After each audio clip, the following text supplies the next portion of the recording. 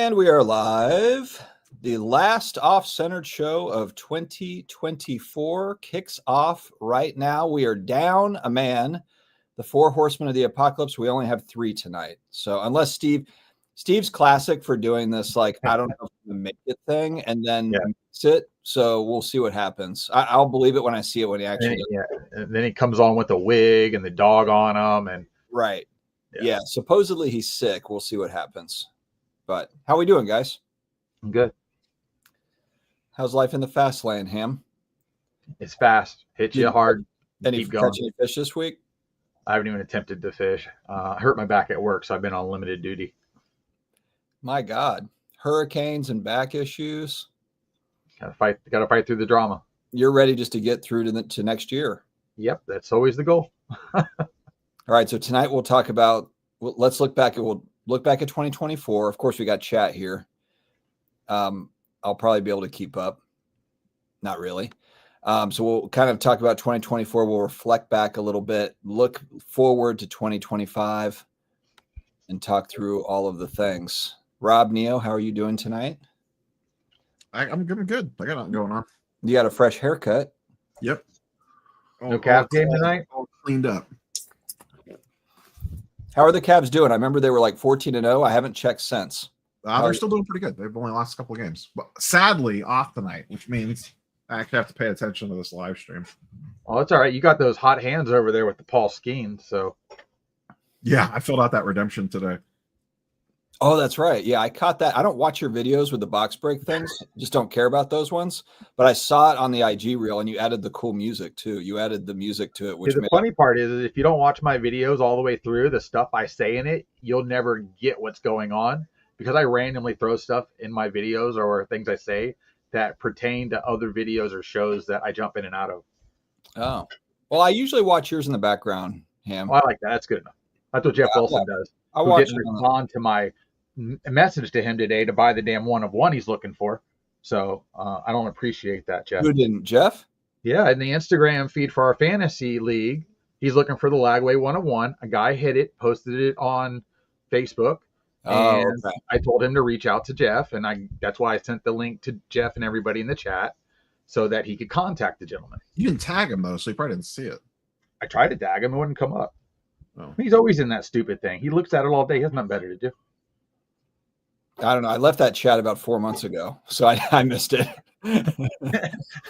What's up, Michael? Why didn't you want to stay in the fantasy football league chat, Dustin? It was it was fun. It was fun. Got lost in the mail. Yeah, it was kind of it was like the family group chat that started to get a little bit too stupid, but you can't exit out of the family one. But this was like, oh, cool. This is just like hobby shit, so I can exit out of it. Uh-huh. So I forgot. I'm fresh off the Philly show too. Yeah, so we got to talk about that. We got to talk about a variety. We got a super chat. We also have to talk about the fact that you did not get robbed from your video, Rob. Neo, you did not get robbed there. I heard that so many people got robbed based on social media. I'm just kidding. All right, let's say hey to chat real quick here. We've got Big John Collector Cards. What's going on? What's up? Chris K's in the house. Happy holidays, happy new year. Yeah, I can't believe 2024 is over. Unbelievable. Well, not over yet, but may as well be. Michael Hamm, king of the 101s. That's right. Sullivan's, what's up? New in the chat. Love the show and the podcast. Appreciate you stopping by. This is like the worst week ever, like the longest week ever. All week at work, I'm like, oh, it's like Friday, right? And it's like Tuesday. Same. I'm just staring at the screen like, what day is it? Yeah, I'm just like vacation mode. I totally I hear you. Everything's a 2025 problem. Yeah. Pretty much. Not where I work. Yeah, probably not where you work. Exactly. Mine's not. 2024, the CT scan year of panic. Yeah, that'll be another thing to talk about. Will CT scanning kind of fade with everything? You know, like it seems like everything, the hobby's bulletproof when it comes to scandals. So will CT scanning just kind of go by the wayside, or is that going to continue to be a thing? Signs of the pastime in the house. Beyond Wednesday is the comic book dude. Yep, that's the guy that did the super chat. Sweet. Oh, there he is. Yeah, he did it for either Rob or you, Hamm. Probably for Neo. But hey, Beyond Wednesdays, I enjoy your show. I enjoy the live stream. He's got all sorts of effects that we don't have here on the stream. I gotta get with him and Well, figure. Because you don't try. Come on. Well, You still don't have a mic, so whatever. Dude, the mic will be in the mail soon. But also, Are you like custom building the mic? Like you just go on Amazon and buy them, and they show up the next day. Like it's a small company in Antarctica. Apparently, they make the best mics on the planet. So yeah, Orlando, you watching this guy? Did it get lost at the post office or something? yeah, might have gotten lost with other people's stuff that got lost in the post office. Maybe you should call them. A remote rural post office. Why don't you call them and see if you could sort it out? I don't. You know what? I think I'm going to call the company. Actually, you know what? I'm going to live stream. I'm going to call the company. I'm going to live stream their customer service. We got it out. Thank God. Yep, Neo got the big pull. So I'm not in that world, ultra modern baseball. Is that like a serious card or is that like a medium card? Like what is that? It's probably like about a grand raw. Okay, that's a nice. I would think it's worth more than a grand raw. I'm just basing that off of his Topps Chrome Update Green Auto out of 99 does about 800 to 1200. Yeah, okay. Grand to 1200. I'll give you a little leeway on the top of that. And then I didn't realize that Jackson Churio out of 25 that I pulled was jersey numbered. I didn't even realize that one. That's great.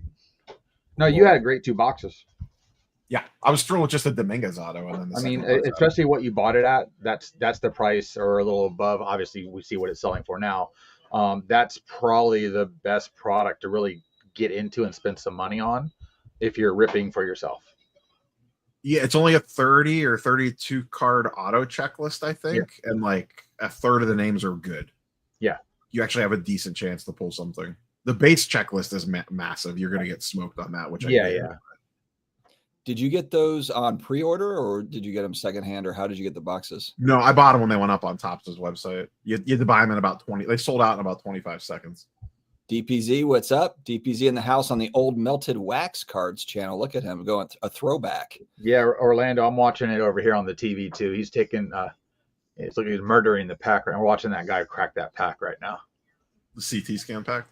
No, it's not CT scan. How do you know? I don't, but I've been watching this guy for years do this. He's down in West Palm Beach, and he hits freaking bangers. So every pack he opens has a banger? No, but he's hit multiple Jordan rookies. He's hit multiple Larry Bird, Magic Johnson rookies, other cards from the 50s and 60s, Mantles.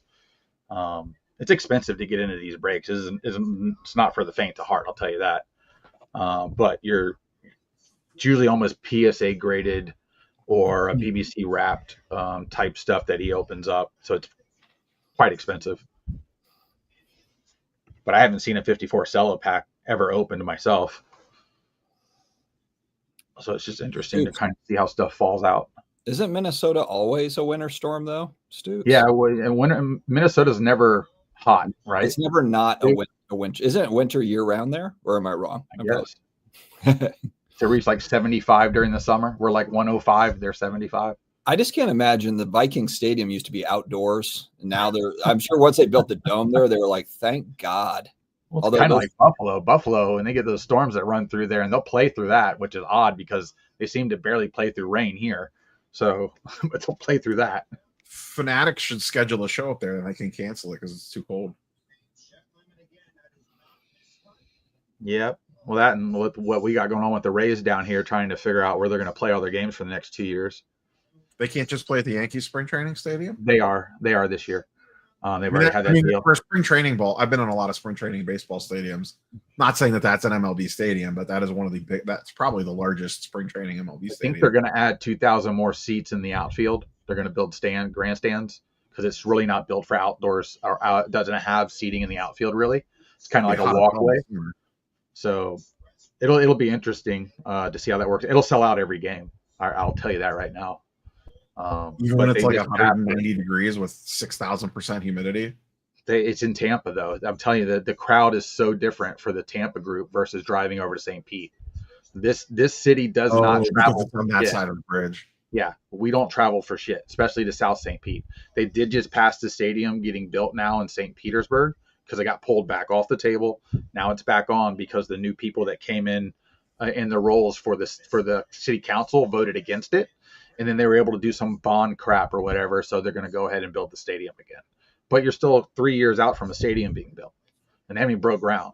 So it's going to be real interesting what they do, because they were talking about not even playing in Tampa for the 2026 season, or have very few games here. Do they still have the old Braves spring training stadium up in Orlando at the complex, or is that gone? Well, Orlando has 3 massive fields that they hold, every event. They've had All-Star game or whatever there. And then we have in Dunedin, which is Clearwater, basically, plus Clearwater, we have the Phillies and Toronto's spring training fields as well, which are both. I used to do Winter Haven back in the day when Cleveland was there, and I did oh God, where the Tigers play, and then the old baseball city where Kansas City used to play. Yeah, I mean the Phillies stadium is fantastic too over in Clearwater. It's beautiful. Yeah, the Orioles are in Sarasota, and then Sarasota's got a couple too down there. Cleveland moved out west for some stupid reason, and I haven't gone to spring training since. Why you guys going to Culture Collision? Nope. Prodigy card collector. Yeah, I think I'd probably be last second for that one to go, and I'm kind of leaning towards no. Not that I don't. I really enjoy that show, but what I heard and saw from it last time, I think because of the individual that puts it on and the drama that's been going on behind the scenes with other people that are involved and not involved, there seems to be a lackluster feeling about showing up to that anymore. Everybody's not on the same team anymore. Would you care to elaborate, Hamm? Nope. That's as good as I'll get.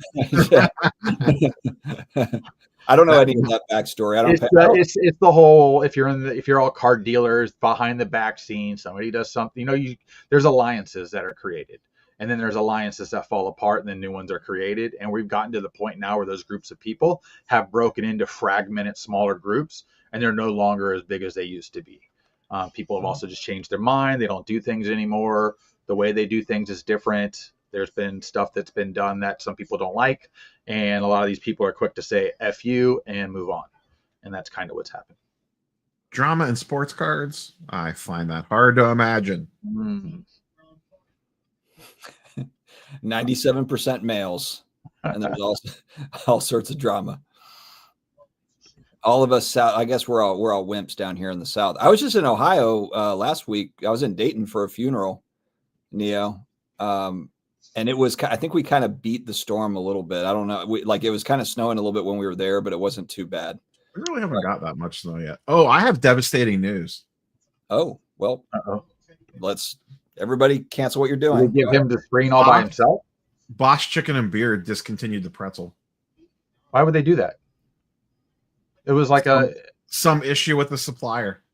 It's a happy ending, though. Weird. Why would you do that? I was devastated. I mean, they still have their chicken, and the chicken's still good, but no more. Get a new pretzel. It's like the single reason why the Nationals shouldn't go back to Cleveland. Right there. You go. Yeah, right there. No, screw that. We could figure the parking out. We could figure out the no restrooms, but Bosch Chicken not having the pretzel. That's like Chicago not having deep dish pizza anymore. Yeah, that's tough. Although you're right, though. The chicken, I mean, everything is pretty good on the menu, but yeah, that's pretty lame. Although, wasn't the pretzel kind of like one of those, like, it's not on the menu. If you know to order it, you can order it like a secret menu item or no? Yeah, but everybody knew. Right? Yeah, but wasn't it only certain days a week also? No, it was every day. Okay. Or what was the other thing that was kind of like not always there? There was another item that was similar to it. I don't remember. Okay. They didn't have it when we were in Chicago National. Did you guys book rooms yet? No, I looked at the hotels, and there's limited. Rates are through the roof. Yeah, I'm not gonna say where I have like a little secret place that I like to go to. Here we go. So I'm not gonna say where I'm gonna book, but the one that I like where I would book is still available. And is it the same place we've stayed at in the past? Yeah, I've stayed there before, and I like it. Yeah, I already have it. Here's the thing, though, is I feel like this happened last year, and then the hotels opened up more rooms. It's just going to be a matter of like checking it and catching it when they do open up more room slots. I just happened to glance at the Aloft because it's a Marriott property, and where my current reservation is not. And my wife's addicted to Marriott points, and it was like $450 a night for an Aloft. Oof. Yeah, the one I'm looking at is cheaper than that, but it's a good hotel too. But yeah, I'm not gonna. Yeah, I haven't talked to Steve about it. I mean, we usually. I've stayed at the same hotel every year that the Nationals been in Chicago. Yeah, I like the one. Well, you're at the Plaza one, the Crown Plaza. Yeah, Crown Plaza. Yeah, I stayed there the first and second time, but yeah, I like the hotel. It's literally across. It's a little long in the tooth, but you fall out of the hotel into the convention center. Do we need to make reservations at the steakhouse? If we pick a night, at the steakhouse or the Italian restaurant for the 5-hour dinner. Well, we can do that too. I like to eat, and we have them there for multiple days. I mean, what are y'all? What days are y'all getting there? Are y'all doing Monday through Sunday, Wednesday through Sunday, Monday through Sunday, Monday through Sunday. Listen, I don't know. Everybody's got things going on. Yeah, and if you're going to Fanatics Fest and that, I don't know what your limited ability is. I'm not going to Fanatics Fest. I don't think. I keep saying I'm not, but there's something in the back of my mind that keeps crawling at me that I should be there.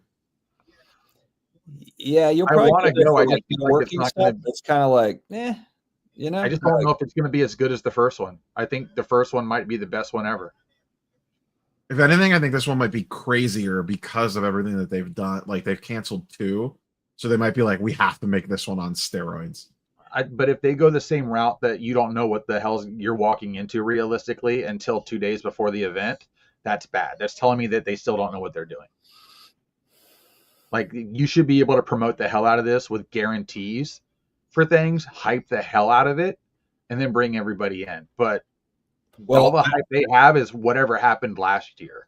Not if I go, it'll be more last second, and it'll be kind of like a date weekend with my wife where we go in, like we're going to go to New York, and we'll like go there for a day or whatever, go there for a few hours type thing. Yeah, if I win, I would be there for like 2 days maybe.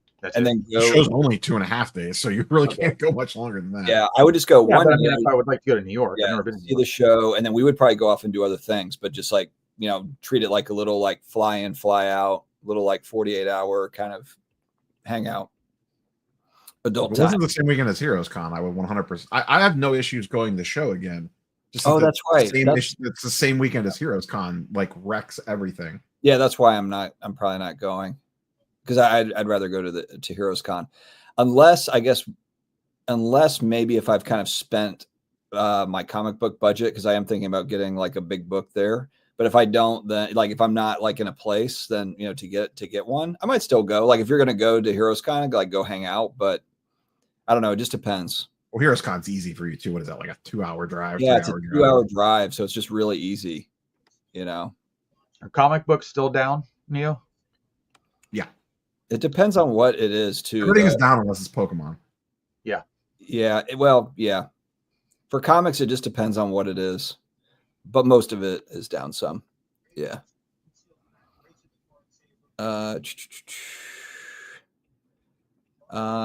was a comment that I saw and then I can't find it.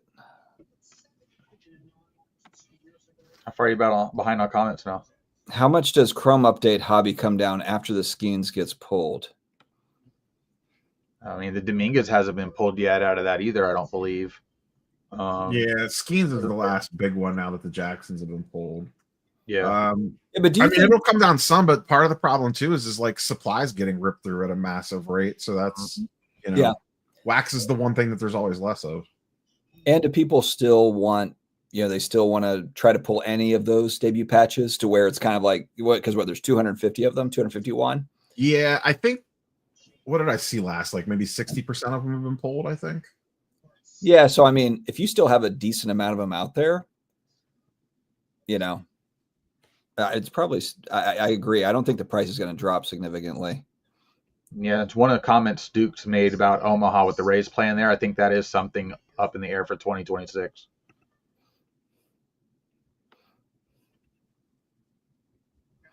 Yeah, that's another thing. I need to know off air what the hidden Dustin hotel is.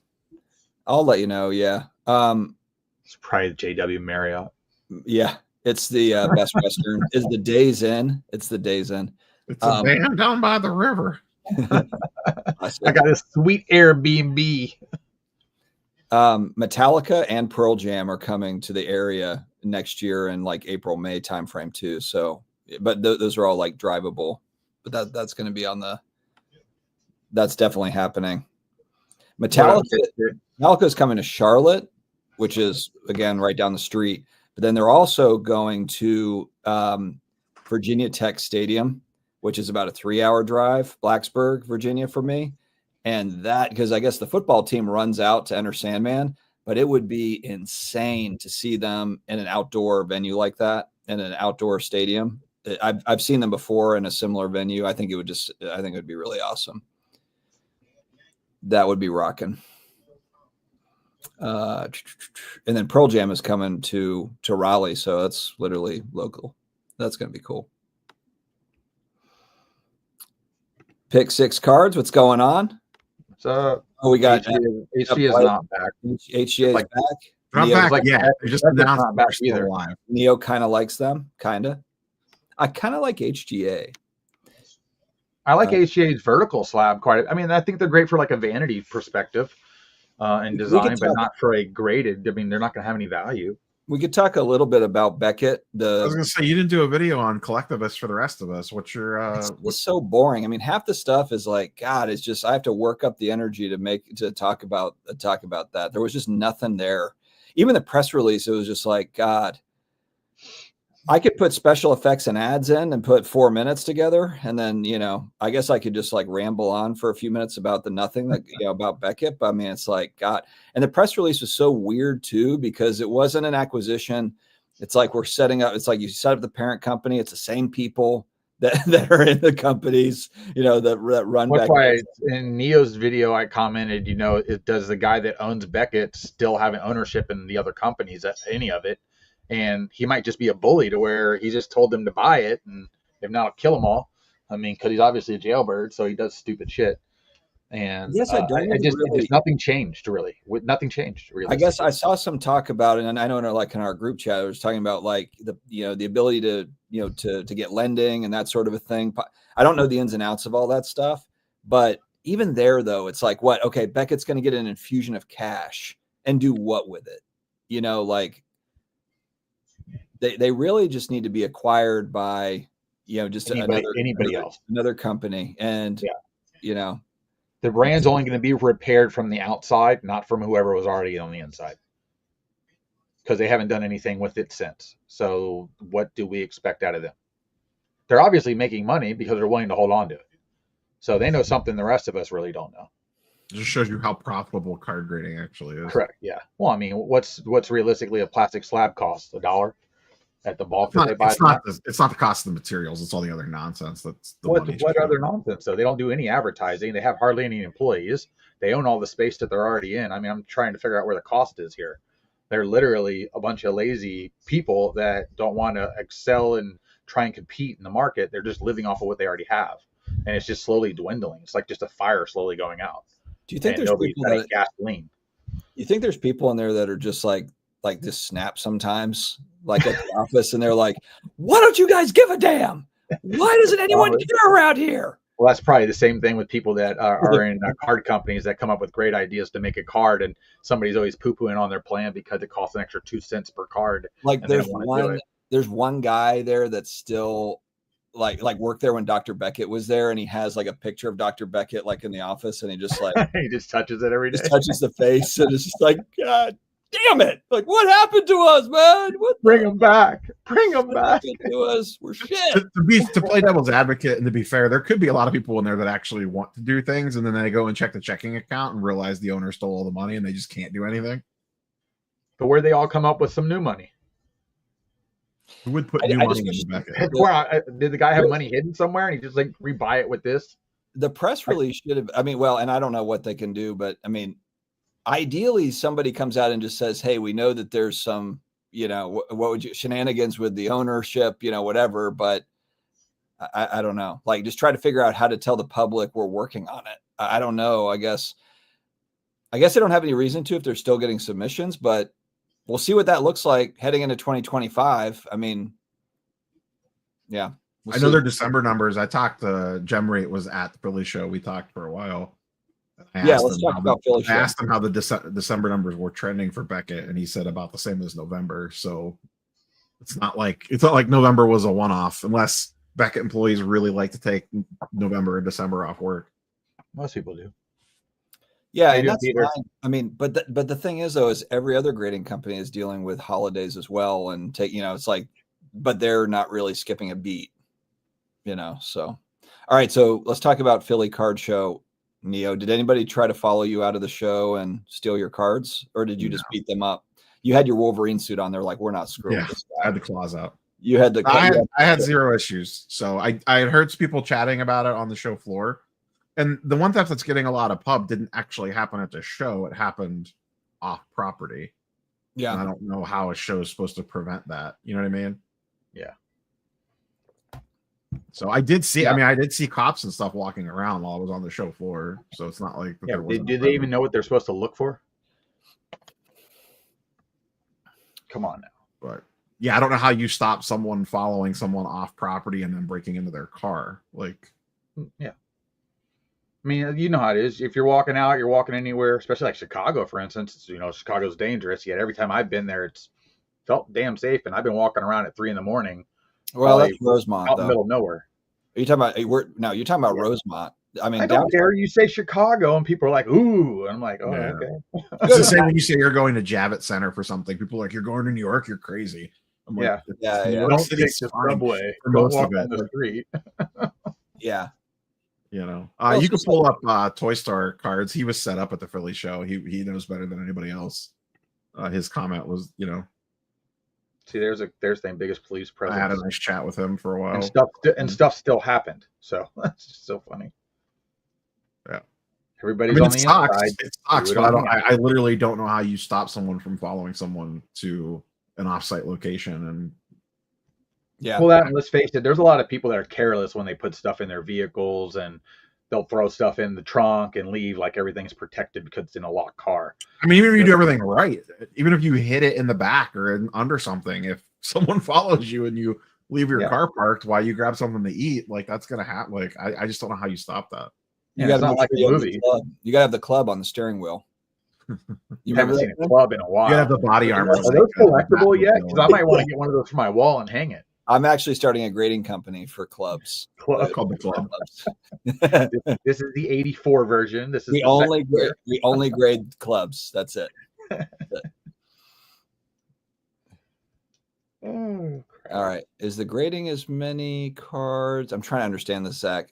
Do you ever see Beckett slabs unless they look like old slabs? Oh, you mean like you're not seeing new slabs? I mean, I guess if you they haven't changed the slab. 1995. When they were going to change the logo and grading, and then they pulled it because of the uproar that somebody, I guess, created, they should have never changed it. They should have just went ahead at that point and just did that. Like, they shouldn't have backed away out of that, because that was the direction they were obviously going. And because like 10 out of 10 people poo-pooed it, they just said, no, as a company, if you're making a decision, you do it. And if the brand's proper, people will follow it. They'll forgive it, forget it, and move along like we do with everything else. You mean like the BGS 10, like redoing it and the 9.5.10 stuff? And then changing the logo, They should have done that. That was the right move at that time. They shouldn't have backed out. Backing out made it worse. Yeah, it's kind of tricky. The 9.5 thing is tough. I mean, it's kind of like with SGC 9.5s. It's like you'd almost rather just have a 9 or a 10.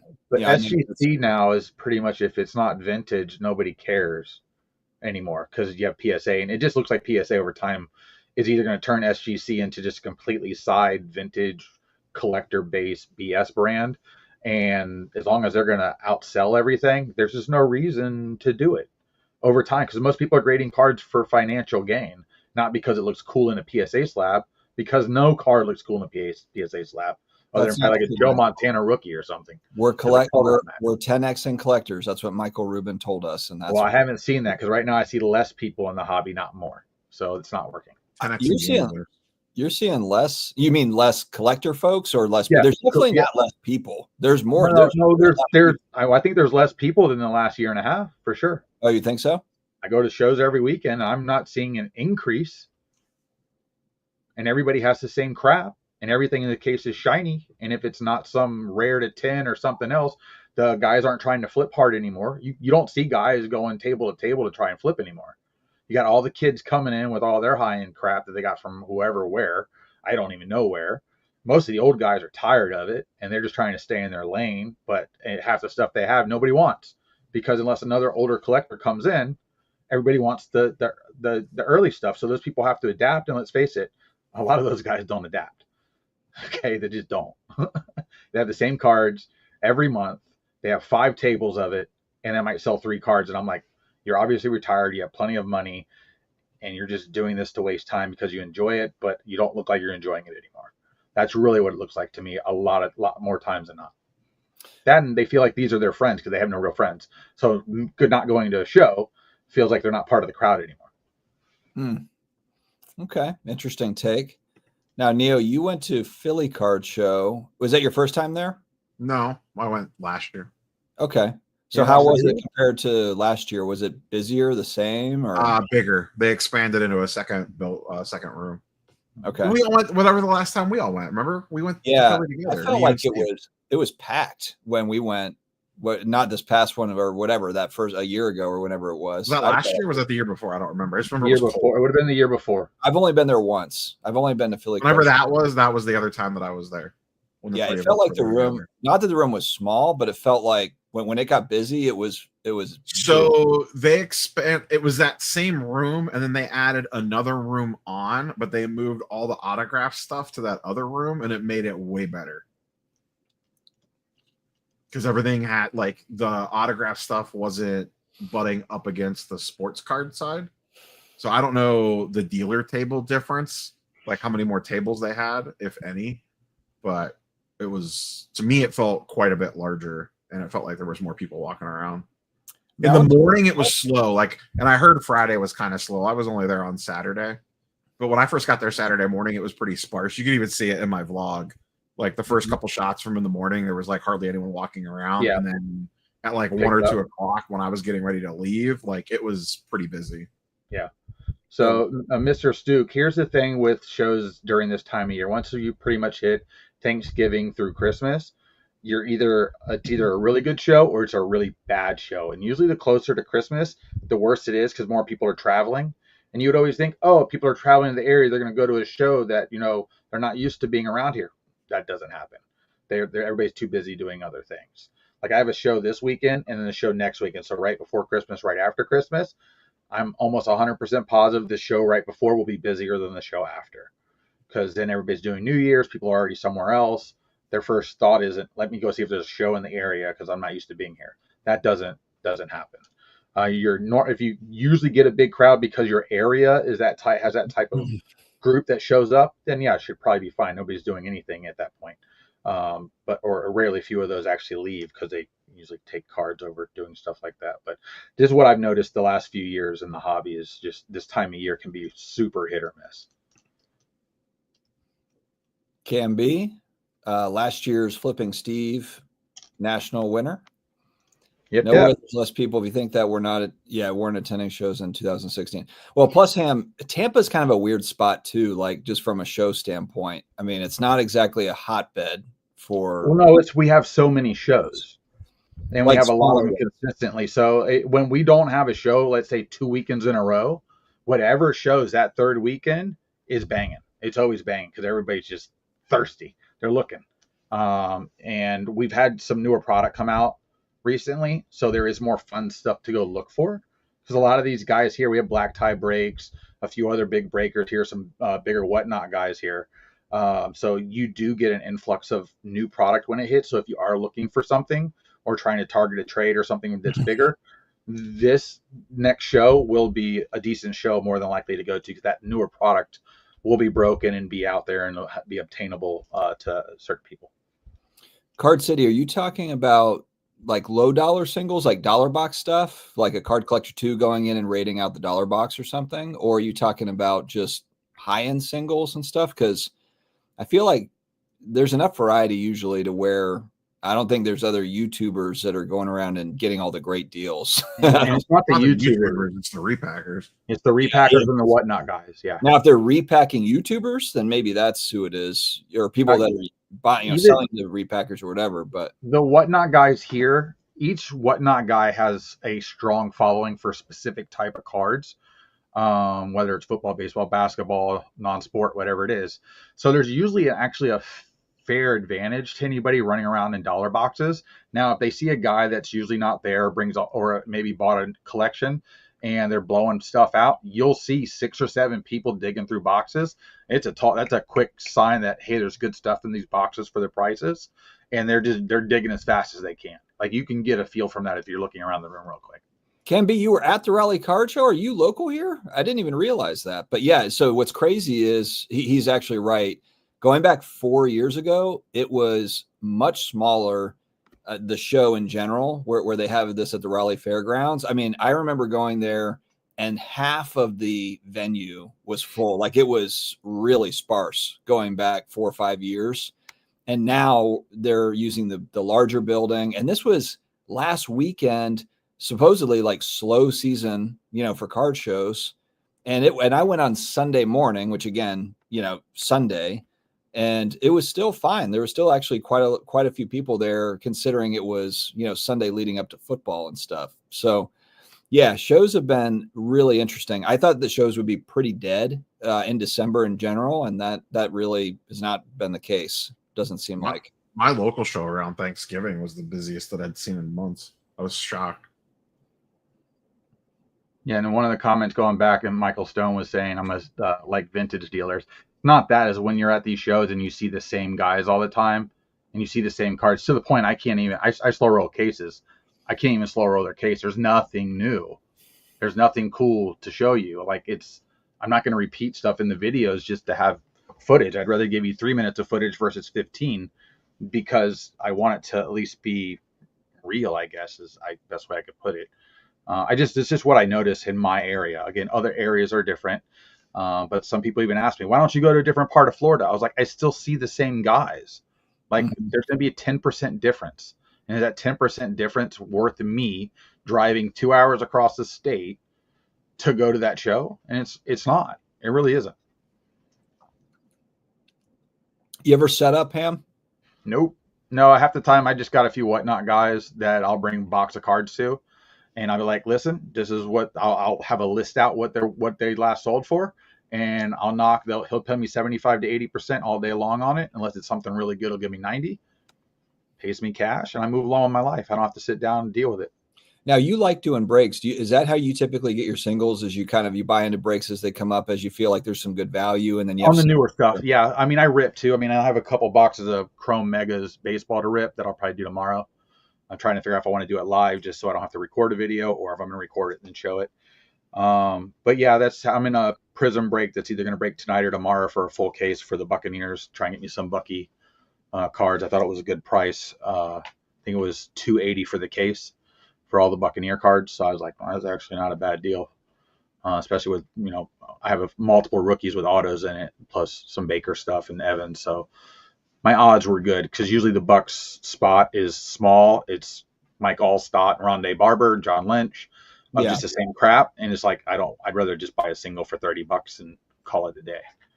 Right. Steve is called out sick tonight, Jordan. He is. I'm surprised he's not in the chat. I'm really surprised that he's actually. I'm shocked he didn't show up yet. I'm really surprised. This guy doesn't miss, so he must really not be feeling well. Jeremy Lee's in the chat too. Oh, I haven't gotten there yet. Well, you're usually. There he is. What's up, Jeremy? Oh, I had the banger pickup right before the Philly show. That's right, The Sopranos. Yeah. Right. Yeah. Mm-hmm. James Gandolfini. Yeah. Yep. There's usually one or two of those at the Tampa shows down here. Usually the Clearwater show and the St. Pete show. So two different guys have one. They just don't sell them. What'd you pay for that? $1,500. Okay. Yep. They have it priced higher than that. So that's why. That's kind of the issue with cards like that, is it's usually like 3,000 OBO, 5,000 OBO, 10,000. Well, I also like it. It's a rarer card, but it's not rare enough that I can't find one. At least more than one. Finding one at the appropriate price.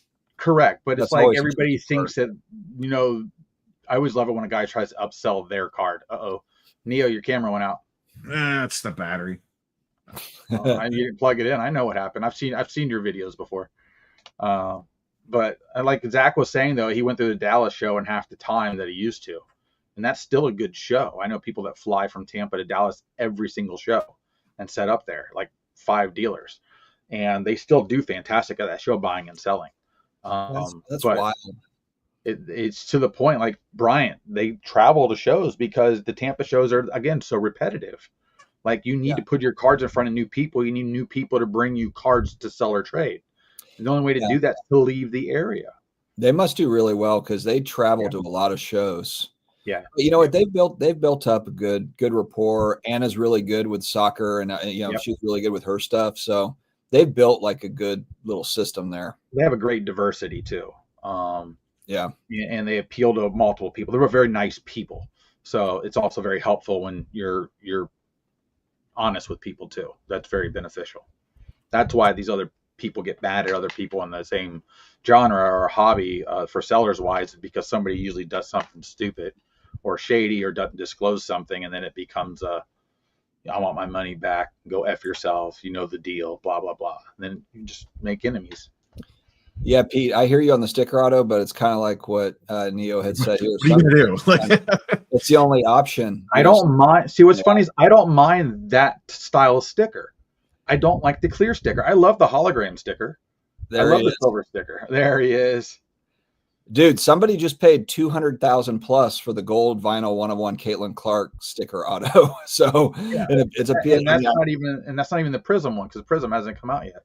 Yeah, I mean it's her best card right now. I mean, there will be a Prism Black Finite or whatever. I'm sure there'll be an NT or a flawless too. True. Yep. Yeah. So right now but God, that's kind of interesting. I wonder what those are going to go for. And just keep throwing a multiplier on top of that one. That's all that's going to happen. Someone could correct me if I'm wrong, but I think on the Gandolfini, he only has that in a Leaf auto. I believe so. Yes, you're right. Like, he only has 2 pack pulled options. So I don't know what else you're going to do. If you don't want the sticker auto, you're just not going to own one. Just spoilers, he's not signing any more cards. He doesn't sign anything. It's what makes non-sports is a fun chase for that purpose, because there's usually impossible for him to sign anything.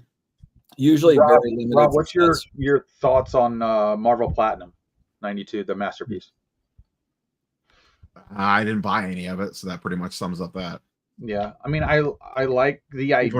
The price point's horrible.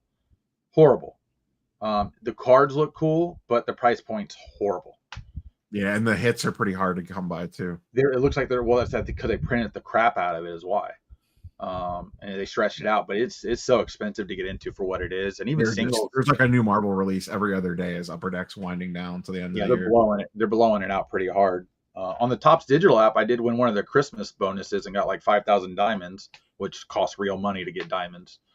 So that was cool. It's like $40-$50 worth of diamonds.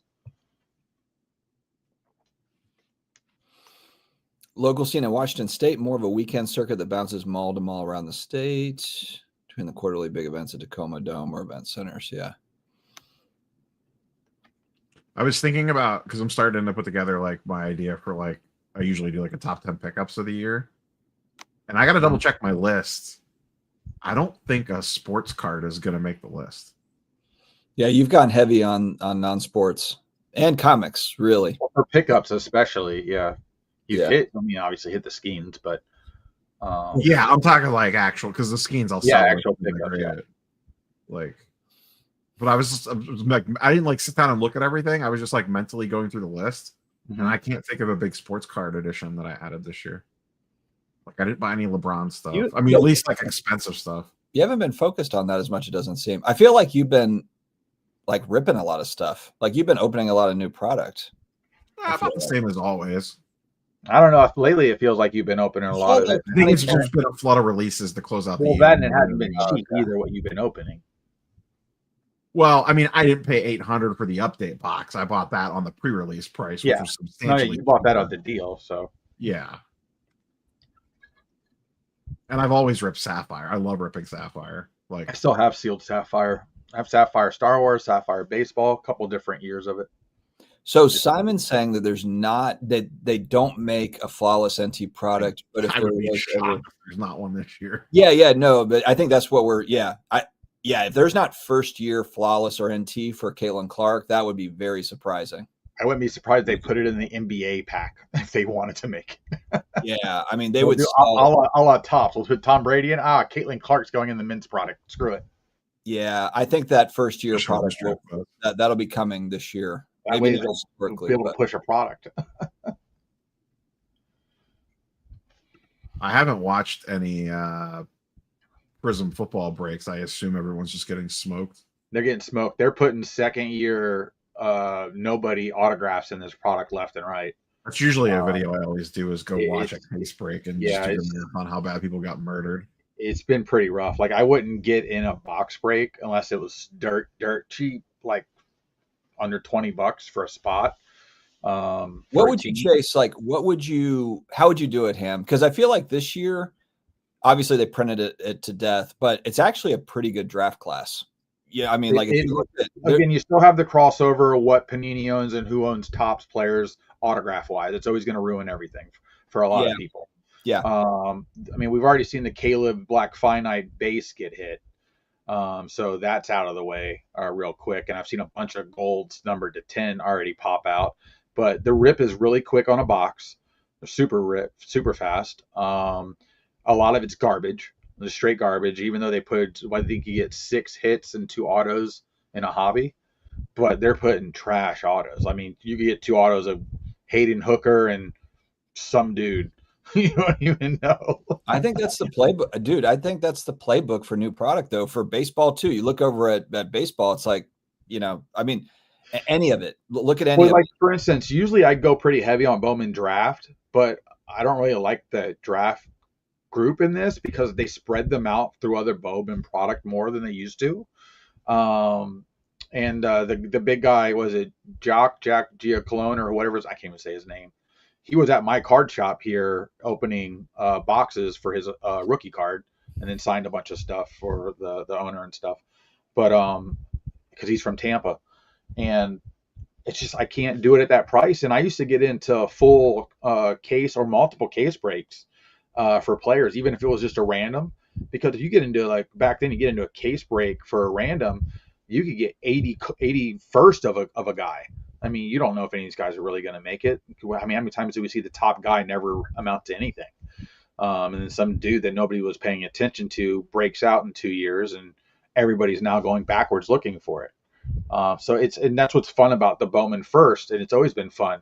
It's a 5-year hold to figure out what a guy can do, because anybody could pop out in 5 years, and all of a sudden their card's worth something when it was worth nothing before. Same thing with autos. But it's rarely ever that your top guy stays a top guy in any of those Bowman products. Just doesn't. All right. So what's the game plan heading into 2025 from a pickup target type stuff? And that could be new. That could be a new product or singles. Like if there's a new product that you're like, I'm gonna buy into breaks or boxes or whatever. I'm excited about this particular product. Or I'm looking at this non-sports thing, or I'm looking at the sports thing. What do you guys have? Cases of every Pokemon release in 2025. You're going full Rudy. Well, that, and I noticed One Piece is still going pretty hard. Was it 151? Also, yeah. I mean, there's guys standing in line to drop right now for FedEx delivery today. Yeah. So this week at our drop, there's guys there just all they want is 151. Like there's 5 guys for 151. There's 2 of us for Bowman Chrome Baseball. Are you going through Rudy's program, Neo, or you buy it separately? No, that was restocks on Walmart. Yeah. Okay. Like those go up on Walmart for $25 a pop, and they resell for they're on their secondary market is like $60 a booster box. Yeah, the breakers on those right now, because even the breakers that are doing that, they're making a killing on it. I mean, that's because those are the guys that are doing it. They're the whatnot guys that are just standing in line waiting for the guy to finish stocking. And what's interesting is because one of the guys that does the stocking at one of the 2 main companies here literally hates those people. And he's like, listen, if I put it on the shelf, just take it because I can't stop you. He's like, don't wait for them. I'm like, okay. It's like, I'm not trying to get killed outside either. So these guys make a living doing this. They don't have a real job. This is their job. So Pokemon was super hot at Philly for sure. Yeah. So how much of that market, I swear it feels like, because I've been paying attention to some of the Pokemon YouTubers too. It feels like everyone's trying to be Rudy Jr. on the product, like basically just a mass thing. And what's his face? I think Brian Carruthers was one of the guys that told me that he's got 7 figures of Pokemon, boxes. He's got it all, but he's been doing that for the last few years, kind of in the same way that you have, Rob. But like, there's a lot of people doing that. A lot of people that are putting what's your selling point on that? Like, where's the line that you say, okay, I don't need to hold this anymore. I want to move off of it. The dangerous part is that I don't have a number in mind. It's more of it's just going to sit there, and if I need the money for something, then I'll move it. Or if like the right opportunity comes along for something else, then I'll start to move off of it. But as of unless I need the cash for something, I'm just going to let it sit. Because I just worry about, because of the way they print Pokemon and new sets, and they're seeing how these are working out, that they're going to do it more, creating the what have you done lately for me feel out of product, and the new stuff's always going to outweigh the old stuff, even if they hit a certain higher price. Nobody's really going to be looking back for it because of the amount of singles that are already out there and those main cards, because there's only so many main cards in a set people chase anymore. Like it's what is it, less than 1% of a product people care about in the new stuff. The thing though is that basically the boxes are the collectible as much as the singles are. I mean, everybody I see is opening stuff. I don't see anybody saying I want that box for my. Trust me, there's tons of people collecting the boxes. Yeah, there's tons of people that are hoarding sealed product for that. And that's my concern though, because if there's tons of people hoarding it, that means there's still tons of it sitting out there. Yeah, but one thing that's kind of good. So there's a couple of good things. First off, you don't have one person that's holding all of it that could dump it, on. So you have like tons. We don't know that. Well, no, but what I'm saying is they printed enough to where you have enough Neos out there, and you have enough of the Bryans, you have enough of the Alpha Investments, you have enough of these guys out there to where everyone would have to dump at the same time. Yeah, but that could happen. I mean, that's why with product, because of them reprinting it up to years later, sometimes when they drop a product that's non-reprintable, and it's usually an anniversary edition because they can't print 20th anniversary 10 years later. They're not going to do that. They're going to print 30, or 25 in between. That product is always going to be shelf stable because they only printed that much and they didn't do it for a couple of years. It literally hits a window and it's gone. I mean, the reprints hardly affect the market at all. Like it drops for a week and then it goes right back up again. Because from a product standpoint of amount of availability over time, I just find an anniversary edition will always be harder to come by than every other, especially now since they print even more than they ever did. I do feel like in the next year they will introduce some sort of serial numbered card. They don't need to. I know they don't need to, but why not? Because they don't need to. You're going to save that for when you need it. No, you save the There's literally no reason for them to do that. They're putting money in over fast. I want me a Kaboom Pikachu, damn it. But what's kind of nice, though, is that them selling it out the way that they are, it's not reliant on a massive hit. It's not reliant on a bounty or one of one. It's not reliant on it, So even I understand that. Even if you CT scan them, it's kind of like, ooh, we found $100 card in this one. Like it's not anything that like really moves the needle to where you would scan a bunch of them either, So the thing is, too, you have people that want. I don't own any, too, by the way. I don't own any, but I just think it's kind of fascinating to watch. You have people that want to hoard sealed. You have people that want to collect the boxes. You have people that want the singles. You have people that want to do rip and chips.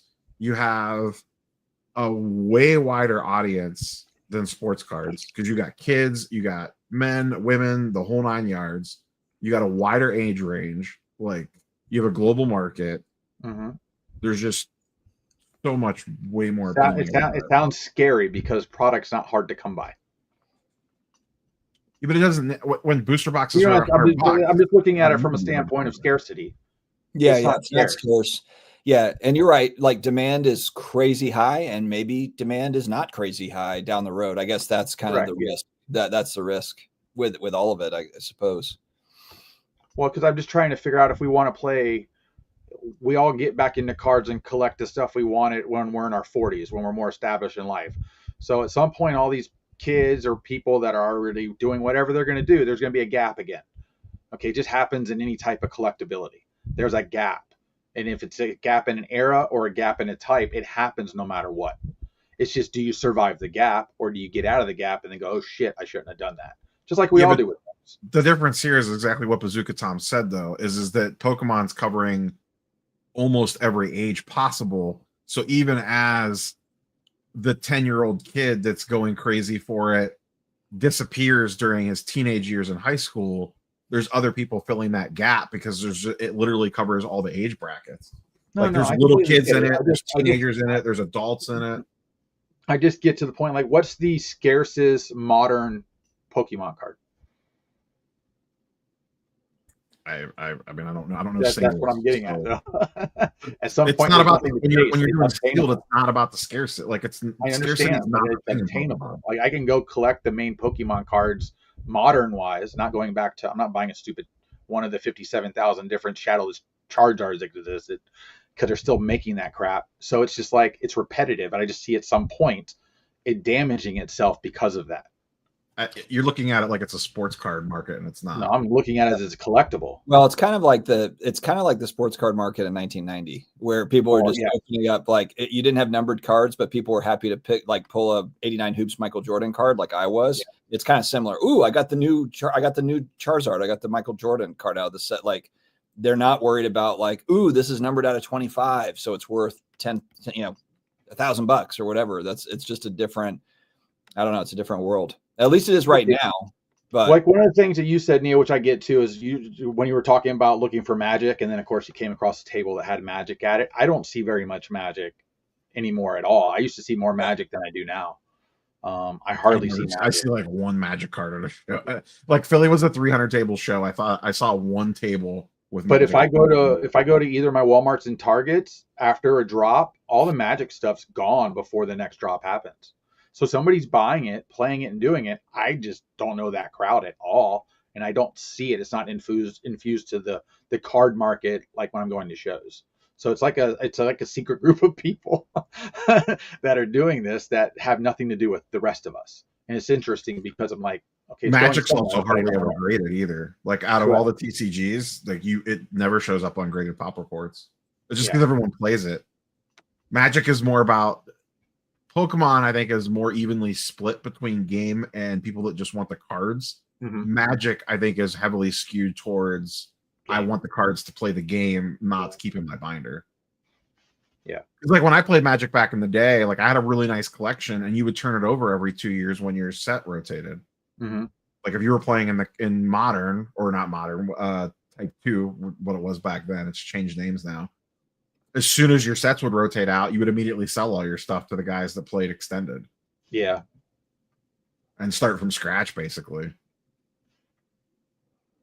I've got this card in a PSA 6, Chris. This is actually one of the first cards I got getting back into cards in 2018 was the Maravich rookie tall boy. It's a cool card. Yeah, Steph Curry pretty much changed the NBA completely. I don't think he meant to necessarily, but now you all five have to shoot 40% from three.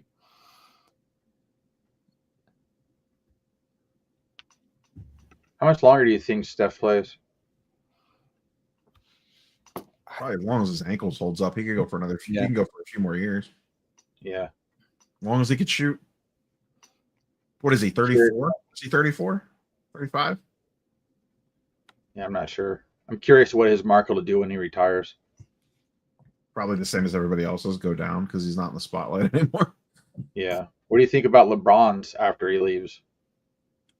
I think it's the same thing with all those guys. I mean, Tom Brady wasn't immune to it. Like they get out of the spotlight and their stuff, it'll give you a little spike on the retirement, and then it'll drop 3%, and then just kind of sit there and just do its thing for a long time. I mean, Brady's on-card auto stuff, not on-card, even sticker card, because it was a ton of those stickers early 2000s. That still sells for damn good money, because I always look for like an auto to slip through, and I'm like, I'm not paying $2,000 for a Tom Brady autograph on a non-rookie or second-year card. I'm not doing it. There's too many other ones to choose from. And even like Brian has a massive Brady collection, and I'm just like, I like to look at them, but I would never want to own one of these cards at that price. There's no value to me at that price. The other curveball with LeBron too is I have to imagine that Fanatics is going to use his auto to juice products once they get the license, even after he retires. See, I figured they would have used him more than they already have, and they haven't. So I think they're waiting. Either they're waiting, or he's already kind of said, I'm not doing this past a certain point, kind of like what Jordan did with Upper Deck.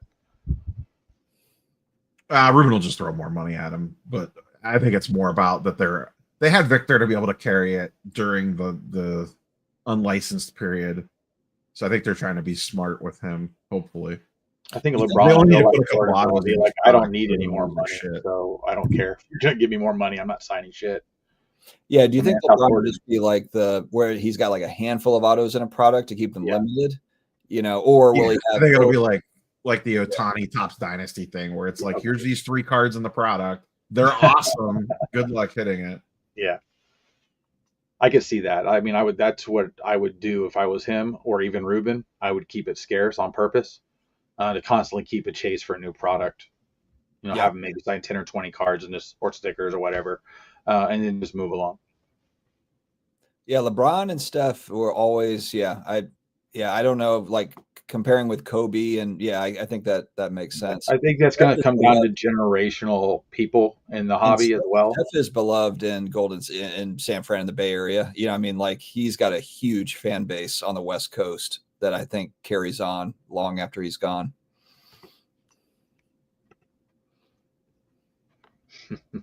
Read the comments down there.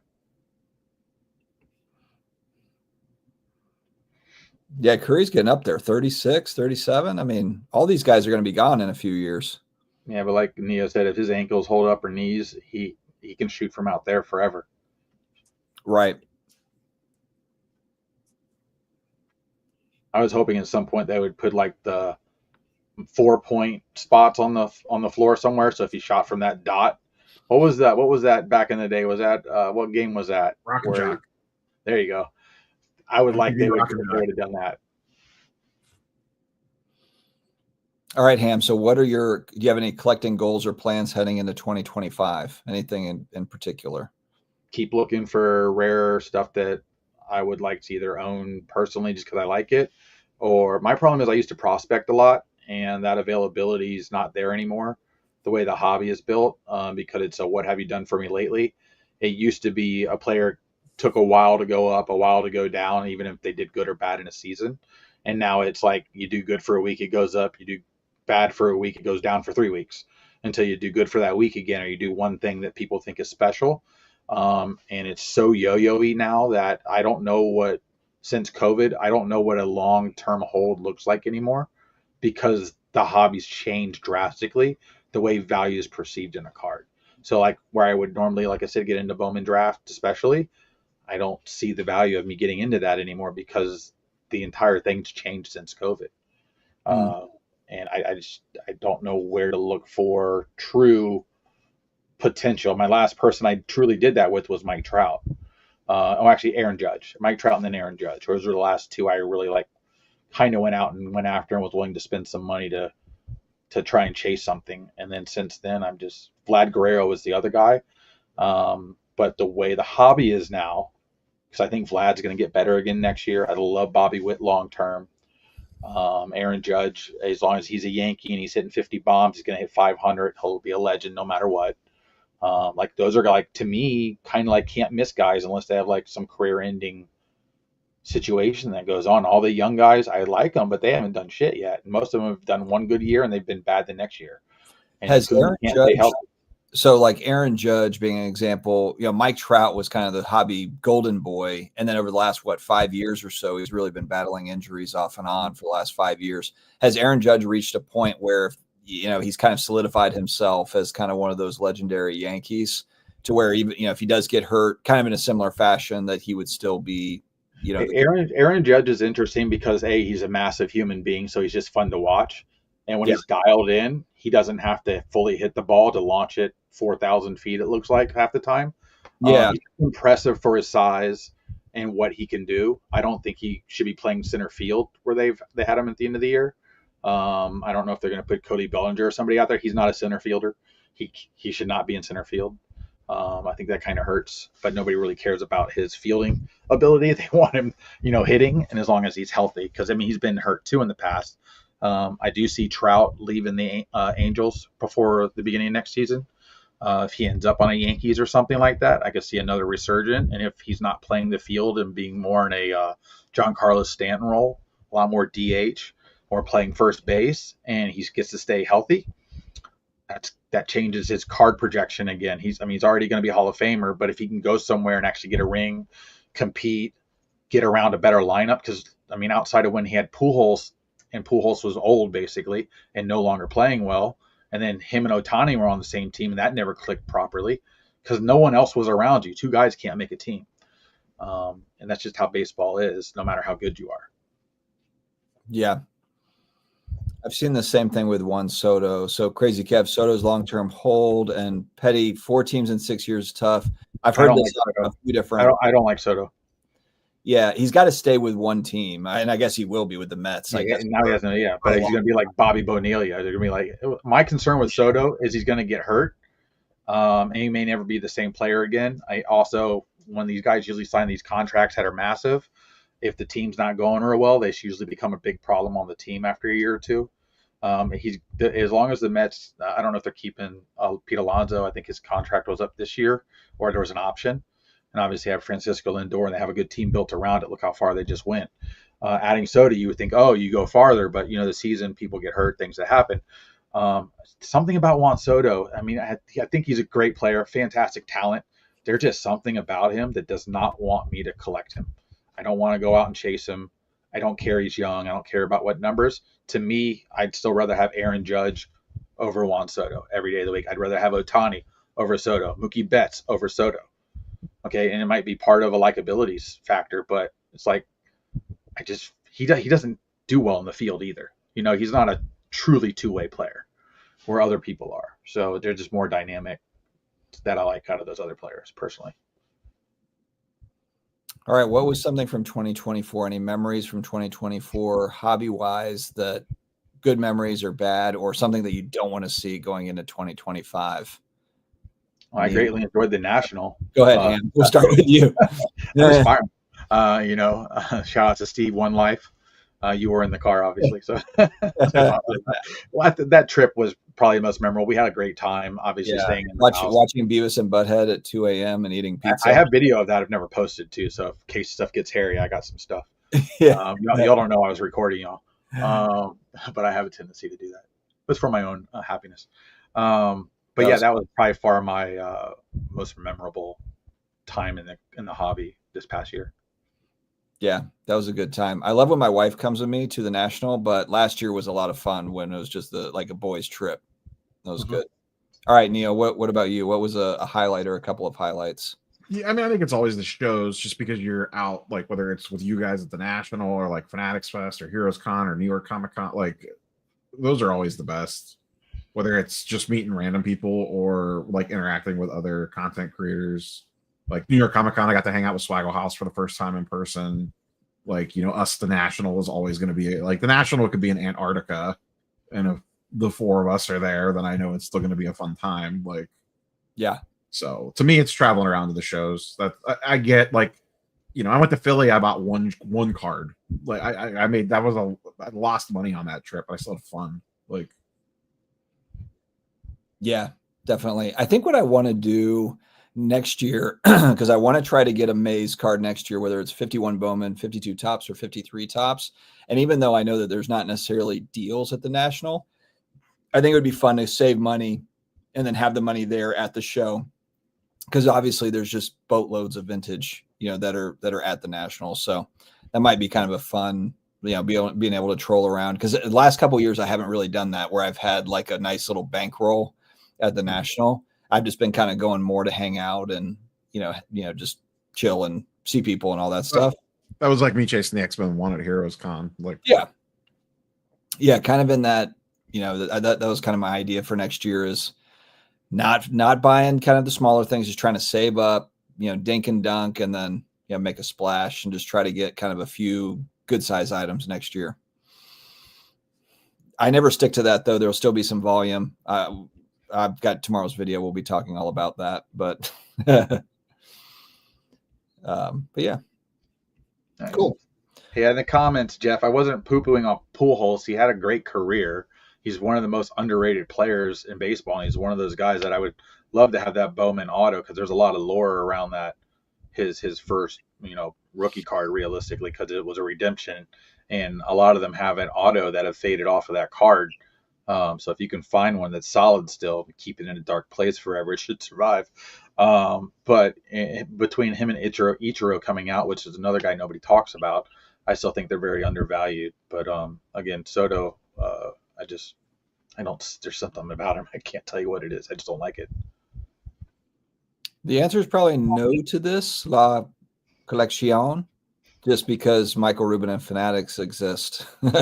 unless somebody sues somebody or does it deliberately and creates a lawsuit, I don't see it happening. I would love to see competition. I'd love to see Upper Deck make other cards. Shoot, I don't even care if they made unlicensed just to see what it looks like, because they make such nice product and they put a lot into it. But they're freaking a year and a half, 2 years behind on hockey still. So anybody that's behind on product right now, which is all of them realistically, other than maybe Tops, they got to fix that. Like it's starting to piss everybody off to the point that they're really outside of breakers. Nobody's trying to chase everything all the time anymore. There's too much product, and it's consuming their time, and they can't print it. I wish the leagues would say, all right, Fanatics, we know you're going to have kind of these licenses, but we got to give Upper Deck the license as well, because they're just one of those, they're just a badass company that's been around forever. They've earned the right to have a shot at it. Obviously, that's not how it works, but I think it would be awesome if you had, Tops, you had, all the usual stuff, and then you've got Upper Deck as well. I think that would be really cool for all the major sports. I will chase the DC metal when Tops comes out with that, just trying to get some PMGs, because I still think I'd like a blue or Batman PMG or a red Superman PMG or something crazy like that. I just hope they do a good job with the physical art on the cards and really make it pop. I mean, this is their first shot to really hit this hard and hit it right, and I want them to spend the extra money on the art, because a lot of times they'll cut corners with art, because artists usually don't get paid shit. And they need to cut that out and give these people their due and put some really nice sketches and stuff in there. I think that'd be a great addition to what they're bringing with DC. Shout out to Eric. What's going on? Merry Christmas. Thanks for popping in, and hope the Christmas party was fun. How you doing, Eric? No more pictures of your bike, sir. Make sure to tell the old lady I said hello. All right, I'm caught up on comments. My God, we're an hour and 12 minutes in. Any other big topics that we have not covered? It's our last show of the year. Is there anything that you guys want to cover before we ride off into 2025? Well, I guess the next show is due up on the 1st. I think it falls on January. I was going to say, are we doing New Year's Day, or are we pushing that a week? I mean, I'm probably available New Year's Day night. I don't. What? We really want to go up again. Well, wait, is there college bowl games on or no? There are. Yeah, because we have. I forgot who's playing here. I think maybe. How are they doing the play? Are there going to be college football playoff games on? Well, they'll have the bowl game. You'll already have regular bowl games for the people that aren't in the playoffs going on, because we have the New Year's Day game here at Raymond James Stadium every year. So that's whatever's going on. It's already. I don't know if we want to stream against the NCAA college football playoffs if they have games scheduled that night. Yeah, the Chick-fil-A, the Rose Bowl, and the All-State Sugar Bowl will be in the evening of January 1st. Yeah. All right. So January 8th it is. Yeah, and I'll be coming back, because I'm going to St. Augustine for that leading up to the New Year's Day. I'll be back New Year's Day. At some point. Yeah, so maybe we push to the 8th. So we'll take a little breather. Hopefully Steve will be better by then. Yeah, hopefully 3 weeks from now, Steve is back. Do you think Steve makes another video prior to that? No way. He doesn't make it into the year? No. He barely could get the last video out. Over under on videos between now and the National for Steve. 4. Oh, I was going to say 5. Videos or live streams included? No, just videos, not live streams. 4. Yeah, 4. I see him going live maybe twice. One. You know what though? I'm gonna say over, because here's what he does: is he won't do anything for 8 months, or it'll be slow, and then as we get closer to the National and the giveaway, he's gonna be like, "Oh damn, I need to put some content out because I got the giveaway," and then he's gonna get more into it. I'm sure second quarter of next year, all of a sudden there's going to be stuff popping up. Spoilers for the chat. Steve's been backstage this whole time. We just refused to let him on. Yeah, he's been waiting for an hour and 15 minutes to come. Hey, on. what's going on with the Browns and what's going on with the Saints? They both suck. We're both in full rebuild. That's what do y'all think of the Penix starting over Cousins? They should have did it about 2 weeks ago. Yeah, it's kind of weird. I called that. If you go back to videos, I said at some point Penix was going to start this year. But man, they're going to pay Cousins a truckload of money. I just said it was a bad mistake. But like they didn't make a mistake when they picked him. Like Derek, we have kind of an issue with Derek Carr as well, because he very well, like, I don't think they're going to play him for the rest of the year. He's got a hand injury, but then also I think they're probably thinking, well, we might be moving off of him potentially, and that's going to hurt. But like, at least he's 2 years into the deal. I mean, Cousins is in his first year on a 4-year deal. I don't know how it was structured, but I don't think it's like a one and done. No, it's not. It's literally they'd have to pay him for 4 years. Yeah, because sometimes they'll do it where it's like a 1 year or a 4 year, where they can kind of like. He's the type of guy that I'm not going to be a backup. Yeah, that's going to be really costly for the Falcons, but unless they trade him, that would be the only other thing. But I don't know who's going to want him other than the Jets. I like it because I'm trying to get a playoff spot, and they have the tiebreaker, so I feel better having to play, have the rookie out there playing than have Cousins, because when Cousins does play well, he does play well. Yeah, he does. That's what, like Derek Carr and Cousins are kind of like twins. They're injured or they're, inconsistent. Okay. Michael Stone says Cousins has 1 year left of guaranteed money. So if they wanted to move off him, technically they could eat it if they wanted to. Really? That's not too bad. That's not bad. Okay. Will BGS still be grading cards on this date in 2025? I would say yes. How many? Yes. We don't know. Will they still have the same ownership group? Probably not. Will they be giving out more black labels than ever before?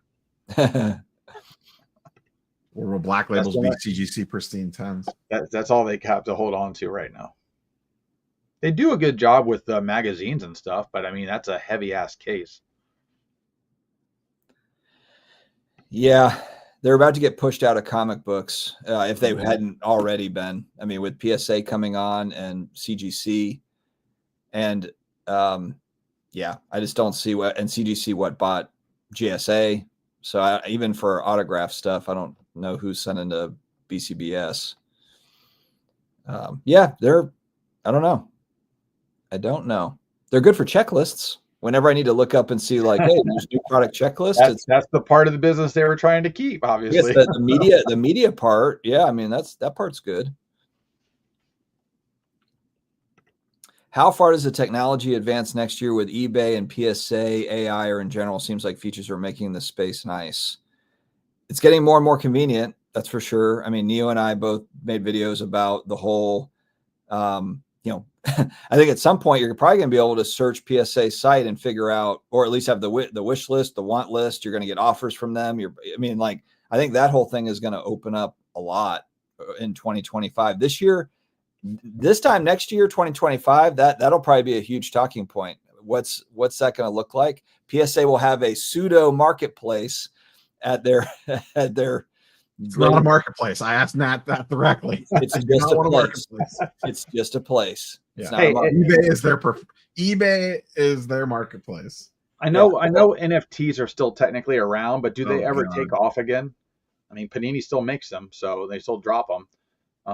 And then you have EPAC on Upper Deck, how that works. But I figure out at some point they're going to resell the security of a digital asset. And if the digital asset is digital and not physical, can it be treated as a different license? And another company could come in and also make that product. Because like right now, Topps makes Marvel on the app. They've been doing it for years because they own the digital license for Marvel. Okay, so that they've been able to hold that, but they're losing it physically, but they still actually own the digital version.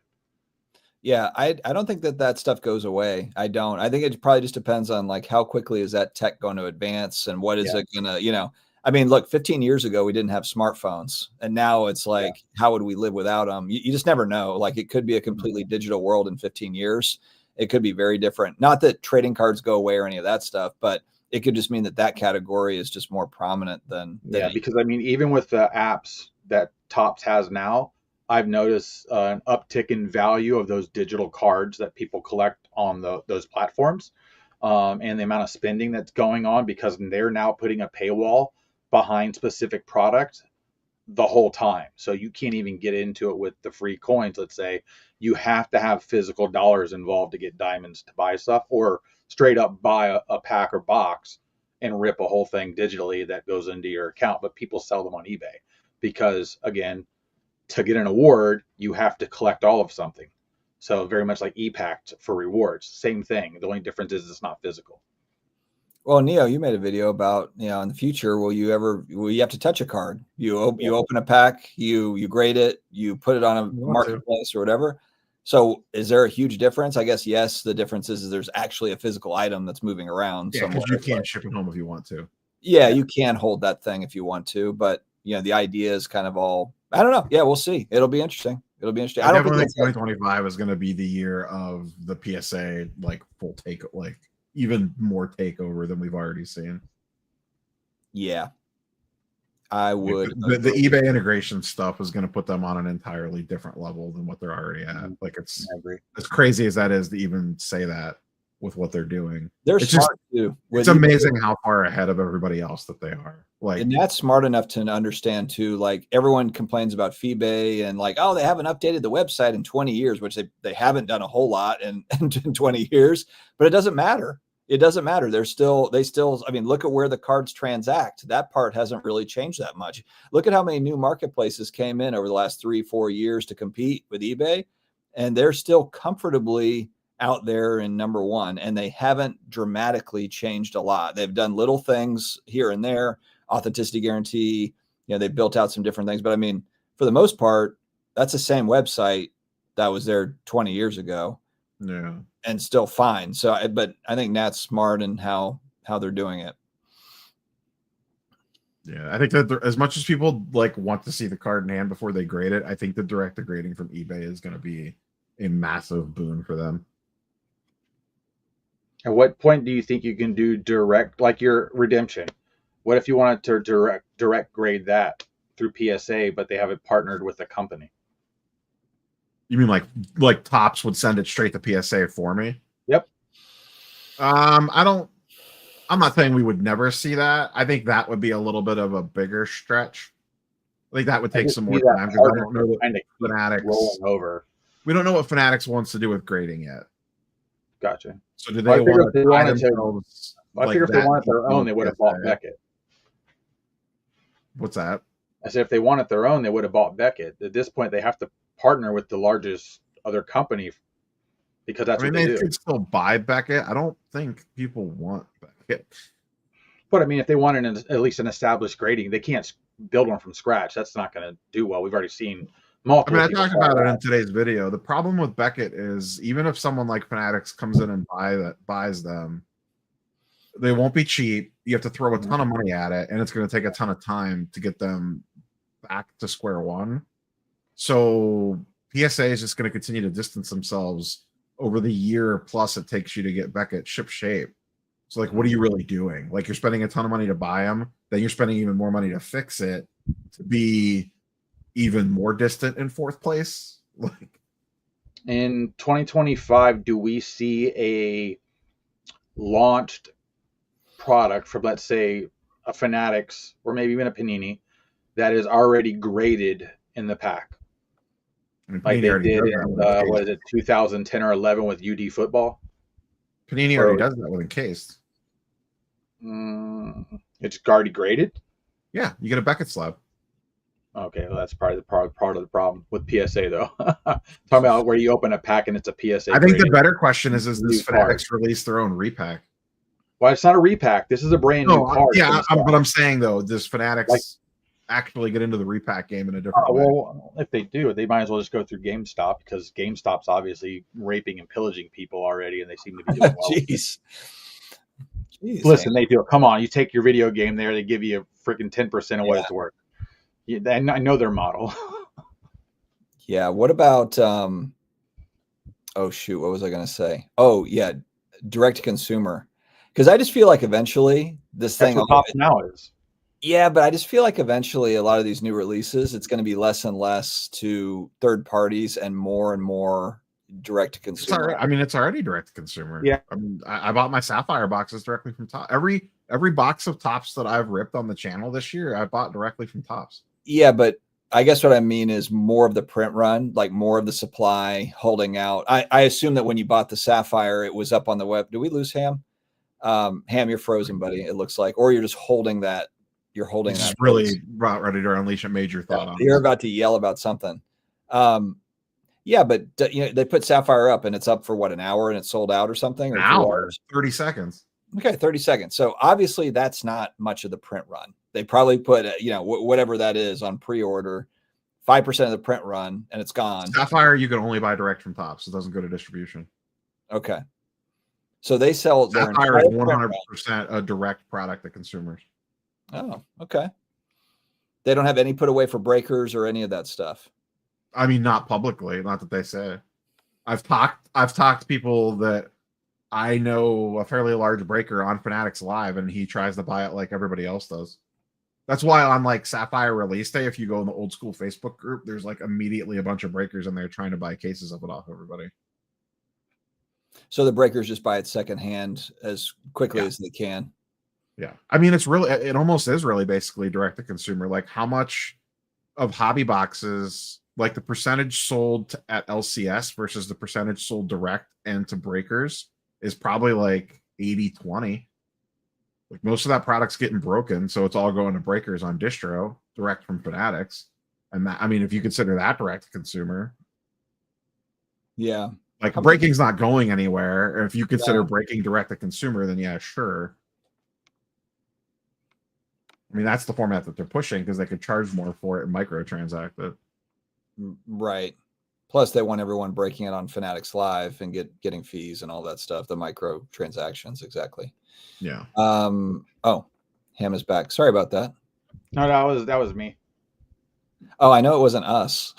I'm sorry. So how many products? Got a new router, so I have no idea what the hell's going on. That's weird. Yeah. So outside of Sapphire, do they do that with a lot of products? Neo? Sapphire is the only one that's pretty much fully direct. Okay. I think someone commented about Blowout having it. I believe Blowout buys it the same. I don't think Blowout has direct access to Sapphire. Yeah, and they're using Sapphire in every product almost now, right? Yeah. Yeah. Fanatics Fest should be rebranded to Collectivus. Part of Neo's video today. Yeah, it's just like, God. 2025 is also the year we find out like we're getting NBA licensed Topps Chrome this year. Yeah, because 2026 is football, right? Yeah, 2026 is football. Oh, so they got basketball this year? Yeah. Oh, damn. I thought it was 2026. Get ready for your Cooper flag bounties. Oh, my Lord. I thought I thought both of them were 2026. No, football or basketball is fall 2025. Football is spring 2026. I saw too. I know soccer is a much smaller segment, but I did see this was like a week or two ago, the debut patches, the soccer ones. Yeah, like you've got those two pretty cool. So I'm sure I think Fanatics is going to use that in everything that they have their hands in moving forward. They should. Have a great. This supposedly the 2025 NBA class is loaded as well, so they will have a very good draft class to kick things off with. The NBA class. Yeah, this upcoming one is like supremely loaded. So Chrome is going to be all the rage. Yep. Well, and whatever they put debut patches in. I mean, would they put that in the base or that'd be nice card though. Damn. Yeah, I assume. I mean, they did update back in the day, I think, for basketball and football. I don't personally think it makes sense because it's not like baseball where you have call-ups in season. So I don't know if I would assume they would still do it just because they know that they would put money in it. And they would put the debut patches in that. Plus, there'll be Topps Dynasty and whatever other high-end products they roll out. Like, I mean, imagine the Cooper Flag Topps Dynasty boxes. Those will go insane. Bye, Hamm. I know. I gotta. He's at Duke, right? Yeah. Cooper. I gotta go watch him, and I just gotta go watch like one game. See him it's in the grading pile right now. The Cooper Flag Topps Now card heading off the PSA. Mm-hmm. That and for football, everything will be what Travis Hunter and Shador next year. And Cam Ward, right? Yeah, Cam Ward. Yeah. I think it's a weaker quarterback class, isn't it? I don't follow college football as much. It's basically like those two guys, and it's a big drop off after that. Yeah, I mean, I'd be chasing Hunter more than anything. I just think he's a phenomenal athlete, period. And when you get a two-way player, I'm just curious how they're going to use him. I hope they don't try to regulate him to one position. But if the Saints get him, they'll probably blow it in some fashion. They'll probably like you did with Taysom Hill. Well, Taysom Hill, he could have been way more than what y'all did with him. Like they just needed to give him that shot. Dude, we gave him 10, 15 carries a game and he gets hurt. I mean, you gotta Well, no. I would have moved him around the field nonstop. Like I would have made him just a straight weapon the whole game. Yeah, I mean, I think Sean Payton the football likes to regulate guys to a spot in a position and then never let. Hambone lost again. Sean Payton used Taysom Hill really well, and now the last couple of years have been kind of rough without Sean Payton. But yeah, I agree. But the thing is, though, Taysom Hill, he's torn his ACL twice with it. ACL, so he's probably toast for most of the next year at this point. I mean, he's old too, isn't he? He's 33 or something, 34, but he's torn his ACL twice with us. So it's not like I mean, he's a tough dude. He's awesome, but he's also been injured too quite a bit. PSA is the Death Star and BGS is Alderaan. Look out. Oh, the other question, Tom Brady or Mahomes? Mahomes is the only threat to Tom Brady's GOAT status. He's the only threat, so if Mahomes can somehow just, I don't know. I have Tom Brady cards. I don't have Mahomes cards. I've contemplated if Mahomes wins again this year, I've contemplated just moving off of my Tom Brady stuff because I'm wondering if eventually Mahomes is going to overtake him at some point. And I don't want to if Mahomes wins, it's like I'm tied to Brady because he's got GOAT status. If that gets put in question, then I feel like I should move into two other things. A lot of people don't like Mahomes though, so I still think Brady's stuff would still be pretty safe. Well, I think he holds up because he's a Patriot. There are a lot of Patriots fans, and I mean, I think he probably holds up fine, but yeah, I don't know. Mahomes stuff is so very expensive. That's the other part. I mean, it's kind of like for an active player, you're not getting it holds. Yeah, it holds though. It's kind of like I get that level. It just holds. Yeah, he's the only guy. I mean, we don't see Mahomes on a lot of the Herbert money, a lot of the Burrow money, a lot of that money just moved into Mahomes. You can tell that's they've Hobby's picked okay, this guy is safe-ish. He's got a few Super Bowl rings, he's the best quarterback in football, even though his stats don't really show it this year. But yeah, this year the stats are definitely not there. But Mahomes doesn't really sign anything anymore. If you want autos, you got to go back to the first 2 or 3 years, and that's it. I wonder if that changes with Fanatics. Maybe. I mean, Joe Burrow signed a lot early. He doesn't sign a lot now. Same thing with Josh Allen. There's actually not a ton of their autographs collected anymore. And if it is, it's very limited.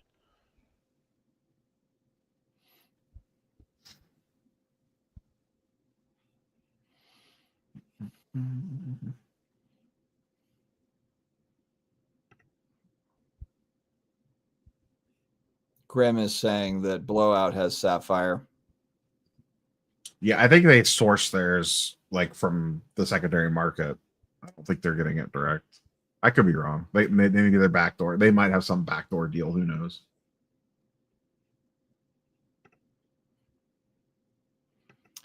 In this hobby, you can always count on the back door. Clip that. There's always backdoor shenanigans somewhere. This is kind of what I thought would be interesting. I put this out in a video and I didn't get a whole lot of response back, but what if instead of just having boxes and packs, you just have the checklist that hits auction? I think that'd actually be kind of fun if they did that for like one product. I mean, maybe not for everything, but why not just do it now?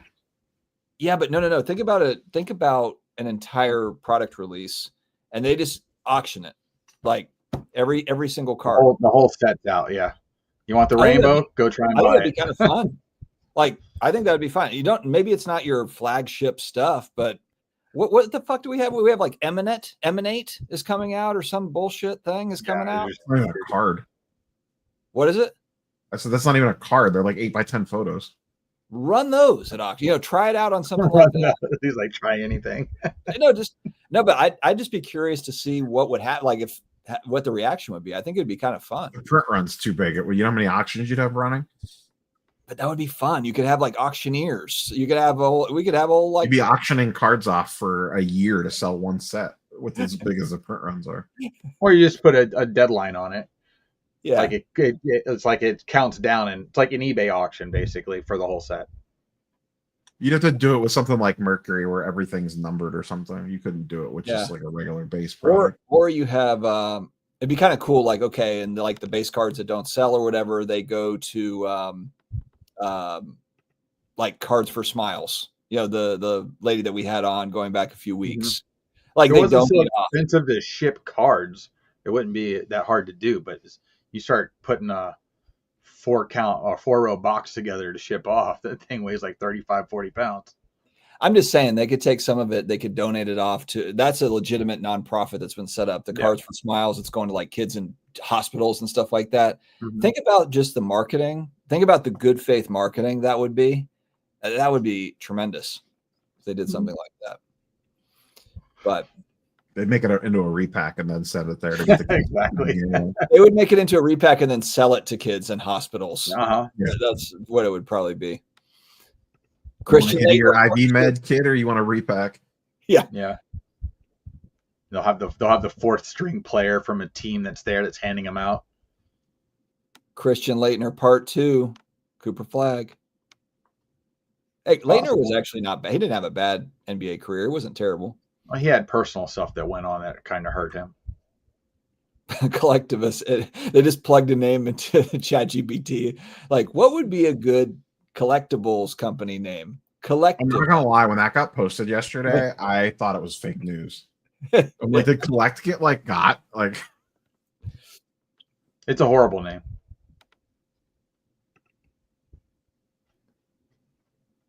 Yeah, I understand kind of, LCSs and direct to consumer, not ideal for LCSs. I get it. Yeah, Simon, right now they're raking some of the LCSs over the coals with some of their products. So, Simon, how did you manage to type in Collectivus with the actual? Oh, I guess you could use the little thingamabobbers. Okay. Simon's on a different level from the rest of us. Yeah, I think Simon is AI. Simon 466 Cards is actually an AI robot. I messaged him something the other day, and I was like, "Explain this to me in English." Yeah. Yeah, we're not an MBA business finance nonsense. Yeah, we don't need. We're not in an MBA class. Can you translate this for me? We would not have gotten into the MBA program, Simon. So if you could just lay it out in layman's terms, that'd be great. Basic English, the and it. I need those letters. 42 seconds left. Probably similar to what you're looking at for Topps Chrome Update, if I had to imagine. Right, like 300-400 for a hobby and like 700-800 for a jumbo, depending on the draft class.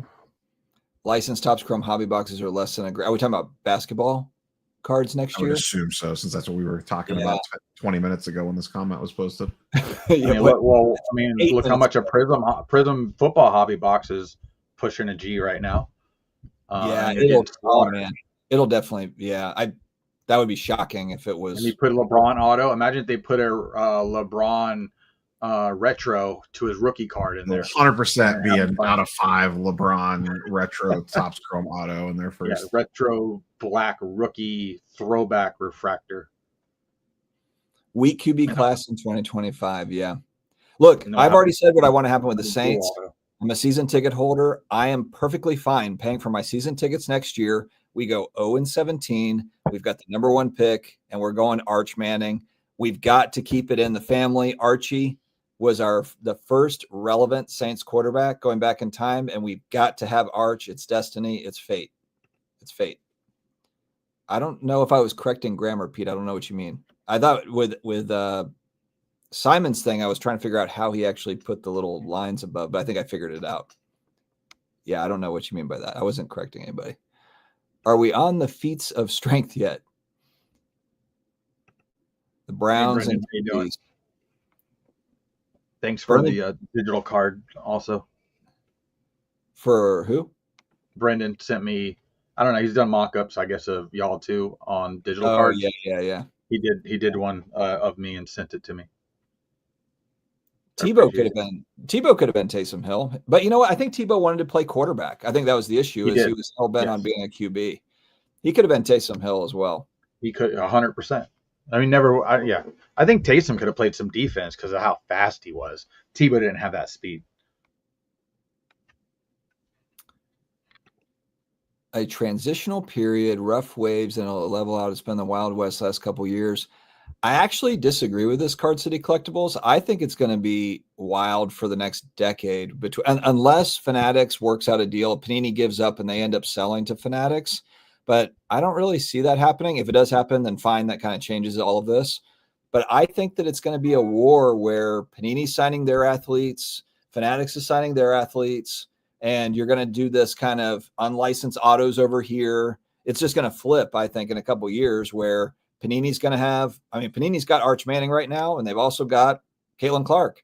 I don't know how long those deals are, but that's kind of an issue, because WNBA, I assume, will probably go over to, I'm assuming that'll go over to Topps at some point.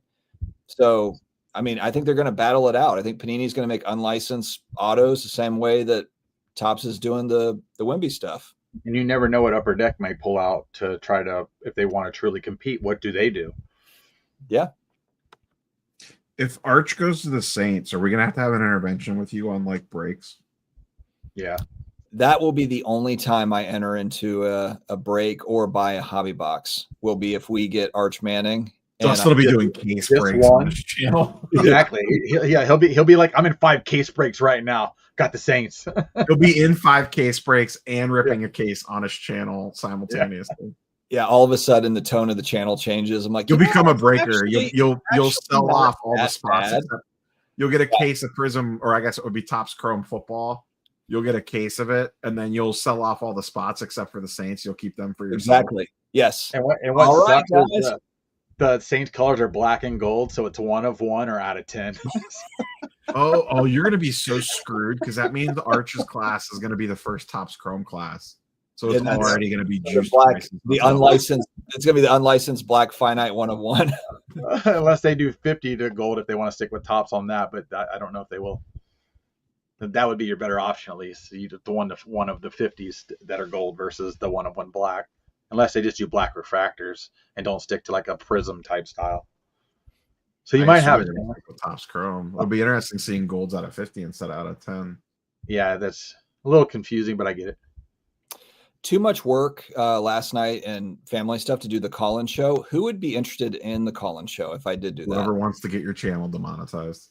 Yeah, I know. You're like just hoping somebody jumps on. That's nuts. No, you do it works out all right, but that's really taking your life into your own hands on that one. I'm not brave enough. You set it up where the link's just up there, and people can click the link, and you let them in. And if you don't like them, you let them out. Well, that's the whole thing. The problem on what they do on the 30 seconds that they're live before you kick them off. Who cares? Well, no, look, my hand is on the remove button the entire time. Like, it's over the button. Come on. It's literally like my fingers on the red button while they're talking. Yeah. All it takes is for that 2 seconds for something to happen. We never see Dustin again. You got to click on Sports Card Dad. It's just like this channel no longer exists. How many burners does Ziggy try to get in on? Oh Lord, yeah, he'll be. Yeah, I'm sure some weird shit. He'll try to do something really strange. Like a screen mask. It'll be a ski mask, which is his eyes. Yeah, like if it's something weird and dumb, he'll try to do it. All right. Yeah, Arch Manning's Panini exclusive, so it'll be down to Prism cards that are unlicensed. Oh, Ben Burrow's in the chat, hobby celebrity. Mm-hmm. Ben Burrow, I haven't gotten there yet. Ben, he'll get to your comment in about 20 minutes. Yeah. Right, the peanut butter. Arch Manning going to the Saints would be my personal Antichrist. Oh, God. I just copied and pasted collectivist from the collect. Oh, okay. That's why Simon's on another level. Big brain stuff. Actually, my son, what did he call it? He did a move in Among Us as a game. Have you guys heard of the game Among Us where you're trying to figure out who the imposter is? And he said something like, Dad, I did a 5,000 IQ move today. And I was like, what? Like, yeah, I did like 5,000 IQ move. He's like 9, and he probably does have a 5,000 IQ. But I was like, that's pretty slick. Nice. Work smarter, not harder. There you go. Poor Simon actually puts out super intelligent content, like no views. I've shouted him out like a zillion times. Yeah, I know. Simon's too busy putting out smart content. Keep on going. Curious to where the Panini servers went that they stole themselves. What's the bigger mystery? The Panini servers, the Topps Triple Logo Man 101, or who has the 2 million cards from Dallas? I still want to know where the servers are, because I think the servers tell you all the serial numbers and where the hits are in the boxes. Ben probably has them. Oh yeah, completely. Yeah, if Arch is a saint, everything goes out the door. We're putting all the chips in the middle of the table. All the vintage sold. Stranger Things collection for a purple swirly disco ball out of 20. Yeah, I've got to have I'm collecting the rainbow. I'm going down the line. Every single the Arch Manning bubbles. New pickup today, maroon prism out of 175. It's good. I can already see the thumbnail. Sold my whole collection for one card. Yeah, and with most people, it's like a 52 Topps mantle or something. It's gonna be sad though, because it's gonna be Arch Manning to 99. Yeah, Panini exclusive. That's what I mean, Cam. Like, is he going to move on? Like, how long is that deal? We'll see. We'll see. Well, and is Michael Rubin going to say, hey, I know you're Panini exclusive, but I'll give you 10 times more money and I'll go fight Panini in court over your rights or whatever. Who knows? Yeah. Rubin lets them be Panini exclusive while they're in college. He wants the real deal when they're in the pros. Yeah. Especially if he's a New Orleans Saint. Rubin's going to be like, hey, I need that black and gold. I need that to be a licensed black, or I guess, he's even going to steal the black finite 1/1 name. He's going to throw that into like a Topps product. Now he transferred to play for Bill Belichick, right? No, God, that would be amazing though. That would be amazing. That's something I saw, but maybe. No, I saw that too. Actually, my heart stopped for a second. I saw that. I was like, oh my God, Belichick is at UNC, and now Arch Manning is transferring over to UNC. We got to go. We're getting tickets. My wife should be able to get the students, whatever, the alumni tickets, whatever. We're going. A lot of bankrupt NFL franchises in desperate need of a generational QB to lead them to glory. Oh, for a second, Alex, I thought you meant that like NFL franchises were going bankrupt, and I was thinking like, it's kind of the opposite of that, but I understand what you mean. Yeah, there's no football team that don't make money. I think they're all searching. We were in an extremely decade and a half of some of the best quarterbacks ever at one time. Like, we got so lucky with people from 98 all the way to late 2000s coming into this league. And now we're getting into the point now there's only a few guys that truly matter anymore. And then we're trying to figure out all these other young guys, and they just can't do it. So everybody's reaching. Oh yeah. All right, Pete. I remember this going back in time. Well, so the thing I remember too, the stadium one, but also like think about how many fans Luka Doncic has just in, Asia or wherever, like globally. And then there's only 20,000 PSA 10 base Prism rookies or whatever. That was the top. That was the chatter going back like 4 years. Think about if you calculate it worldwide. Okay, that seems like a not for me. Yeah, no. Well, I think that's the whole like Fanatics having the fan fest and trying to bring sports fans into collectibles. But that just shows you how many. There might be a lot of sports fans they might be buying a Luka jersey. Doesn't mean they're buying a Luka card. Well, I mean, the rookie cards are cheap enough now, so why not? Your favorite Pokemon's descending order from 100. Oh yeah, the paintings all changed. The whole damn thing changes. I'm probably divorced. I'm probably in a 1-bedroom apartment somewhere with my kids don't want to talk to me, and all the entire thing is Arch Manning and the Saints. Yep. Doesn't work where he used to work. He now works for the Saints. He's a cowboy. All he can do to get in.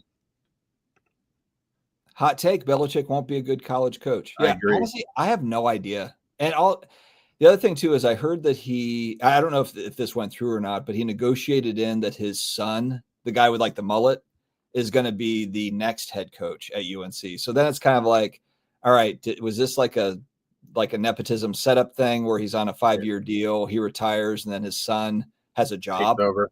His son has a job, and so he's not like at his house. You know, Belichick's got a 24-year-old girl. Belichick's girlfriend is like 25 years old. I would assume he probably wants to spend more time with her than be coaching until he's 90. I don't know if he can. I don't know. So he's on those sparks, baby.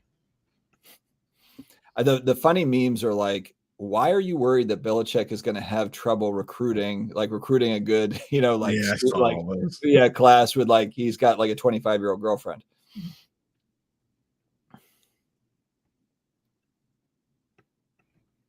Yeah, win column bankrupt front. Yeah, I got you. Arch to Michigan. Is he going to transfer? I feel like he's been waiting in the wings at Texas patiently to be able to come in and start at Texas. I think so too, but I'm surprised that they've taken this long.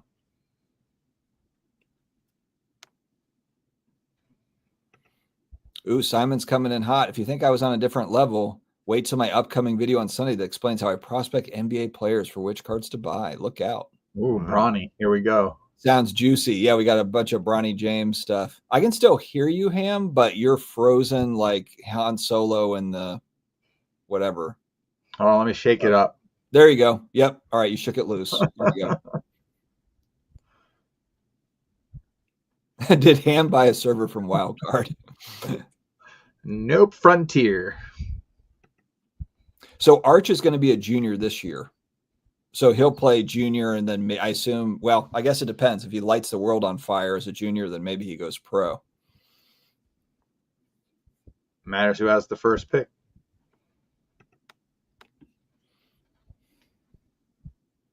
I am all in to tank for Arch. I'm all in on that. I don't care. Well, that, and I think y'all should be trading for some draft picks just to have some draft capital for the future. So that way you can load up to get to the number one pick, a la Ricky Williams. We're going to have the number one pick because we're not going to win a game next year. Well, I don't know. I mean, Carolina's not really making a name for themselves much either. So,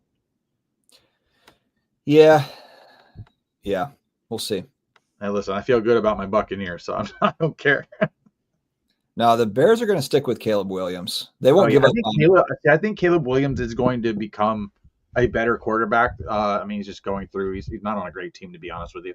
I do think he's going to be a good quarterback. I hope Carolina keeps Bryce Young. So do I. Just he's terrible. He's so awful, but he showed some signs kind of at the end of this year, and I just hope that they just hang on. Exactly. If we can move on from Derek Carr, let's just keep Rattler. Let's just start Rattler next year, win 1 game or 0 games, and then we go in. Listen, we have Deshaun Watson as a starting quarterback. Good luck. No, I know. No, I think it's going to be a tank. It's going to be a tank competition. I think like if the Saints play the Browns next year, it's going to be like 3-0 because we both tried to lose. Bring back Jameis Winston if he's available, which he probably will be. For a year. Will still be available for a year? Who cares? I mean, he's the most. Jameis is the perfect quarterback if you want to tank because he actually makes games entertaining to watch, and you're still going to lose. It's the perfect combination. Well, and I think part of the issue is that Michael Stone is, even if you have a QB plan, there are still teams that are drafting for the future. Like, look at the Falcons last year. They just signed Cousins to a huge deal, and then with the 8th pick, they took Penix. You know, because they knew that the upcoming QB draft was not going to be good. They had to take would they rather have Penix now or have to worry about whatever their scouting team is projected for the next 2 years. they would rather have a guy, even if he didn't start this year, let him heal, because Penix has been hurt in the past too. So there is that concern as well. But he is a very good quarterback. I think he could be good. I think Anthony Richardson pretty soon will be playing for that spring league that they're coming out. Is that USFL or is it called something else? Why did anybody ever think Anthony Richardson was going to be good? I'm a Gator fan, and when he played for the Gators, I'm like, this guy sucks. Okay, it's college football. Everybody's wide open, at least with 10 yards around them half the time, and this dude couldn't hit anybody. So I never thought he was going to be a good quarterback. I don't mind Rattler at all. Rattler's shown some promise, and like he's cheap. He's on a rookie. He's on he's on a small deal. He's a 5th round pick. Absolutely. I mean, look, if I'm looking at Rattler and Derek Carr makes $35 million a year, Rattler makes like $9 a week. I mean, like, come on. Like, I mean, there's not a big enough difference here. There's just not. I'm all for the let's roll the dice on some young guys. The Saints, we had Breeze for 15 years, and then for the last 3-4 years since he's retired, it's just been let's bring in the veteran, to see. We've had Andy Dalton, we've had Jameis Winston, we've had Derek Carr, we've had it's just like let's just roll the dice with draft a couple young guys, throw them in there with Rattler, let them fight it out. And then let's actually try to let's go spend money, draft on like pass rushers and other like the rest of the team. I want to build a team more like the 49ers with like I saw the Brock Purdy comment. The 49ers, they're full of a bunch of superstars at one point. They just can't get it together. Yeah, I mean, they're on the brink. I mean, only one team. Well, they were on the brink. Only one team can win the Super Bowl. But over the last few, 4 or 5 years, no, I agree. They're right there. I mean, that's all you can really ask for. I agree. I mean, they've just been really screwed with the Christian McCaffrey and then Debo getting hurt, and then the issue they had the year that they could have actually gone and every quarterback got hurt. They've just had really bad luck. John Lynch knows what he's doing. He's really good at building a team, but they've just had such horrible luck with the players. Neo, is the misery of being a Browns fan offset by the dominant Cavs? Yeah, because you know what you're getting into. I mean, the Browns haven't been relevant since I was a child, so you know what you're getting into. Bernie Kosar days. Yeah. So it's all good. All right, Michael Stone wants to hear, how are you rebuilding the Browns? Tanking next year. I mean, so I've also follow everything Dustin just said for the last 5 minutes. Pretty much, yeah, it's the same game. They're not going to be good next year. Your best case is that you're like randomly mediocre, and that's probably a long shot. So, at what point do y'all just cut Deshaun Watson off and just deal with it? And then obviously that's $1 million question. Yeah, let go of Winston, and who's the other guy? Dorian Thompson. Fans, they would have done that 8 months ago. Yeah, like you just need a whole new quarterbacking crew of people there. I think that they've got to keep Watson one more year. I mean, I don't think they got to keep him at all. They don't have to, but just the money is just so dramatic. But it seems like he doesn't even want to win. So why do you want to keep a guy? He's going to get paid no matter what, so it's guaranteed. Yeah, so just give him the money, get him the hell out of here. Get a younger guy in there to see what he can do, and if you tank the bed, you got draft picks, and you're just rebuilding anyway. So, I mean, free agent wise, unless you're going to throw a living shit ton of money at somebody, nobody's going to go there right now. Just looks like a train wreck based on other places you could go. How many years does he have left on that? Is it 2 more seasons? I think it's like 2 more after this year. Yeah. Yes. Oh God. Yeah. Yeah. Yeah. At what, like 40 mil? Yeah, 40 or 50.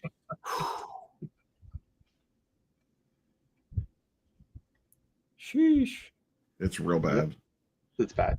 As the kids would say, sheesh. Do they sell off Myles Garrett or Nick Chubb? I mean, Chubb has a broken foot. Running back's worthless. He's coming off an ACL tear.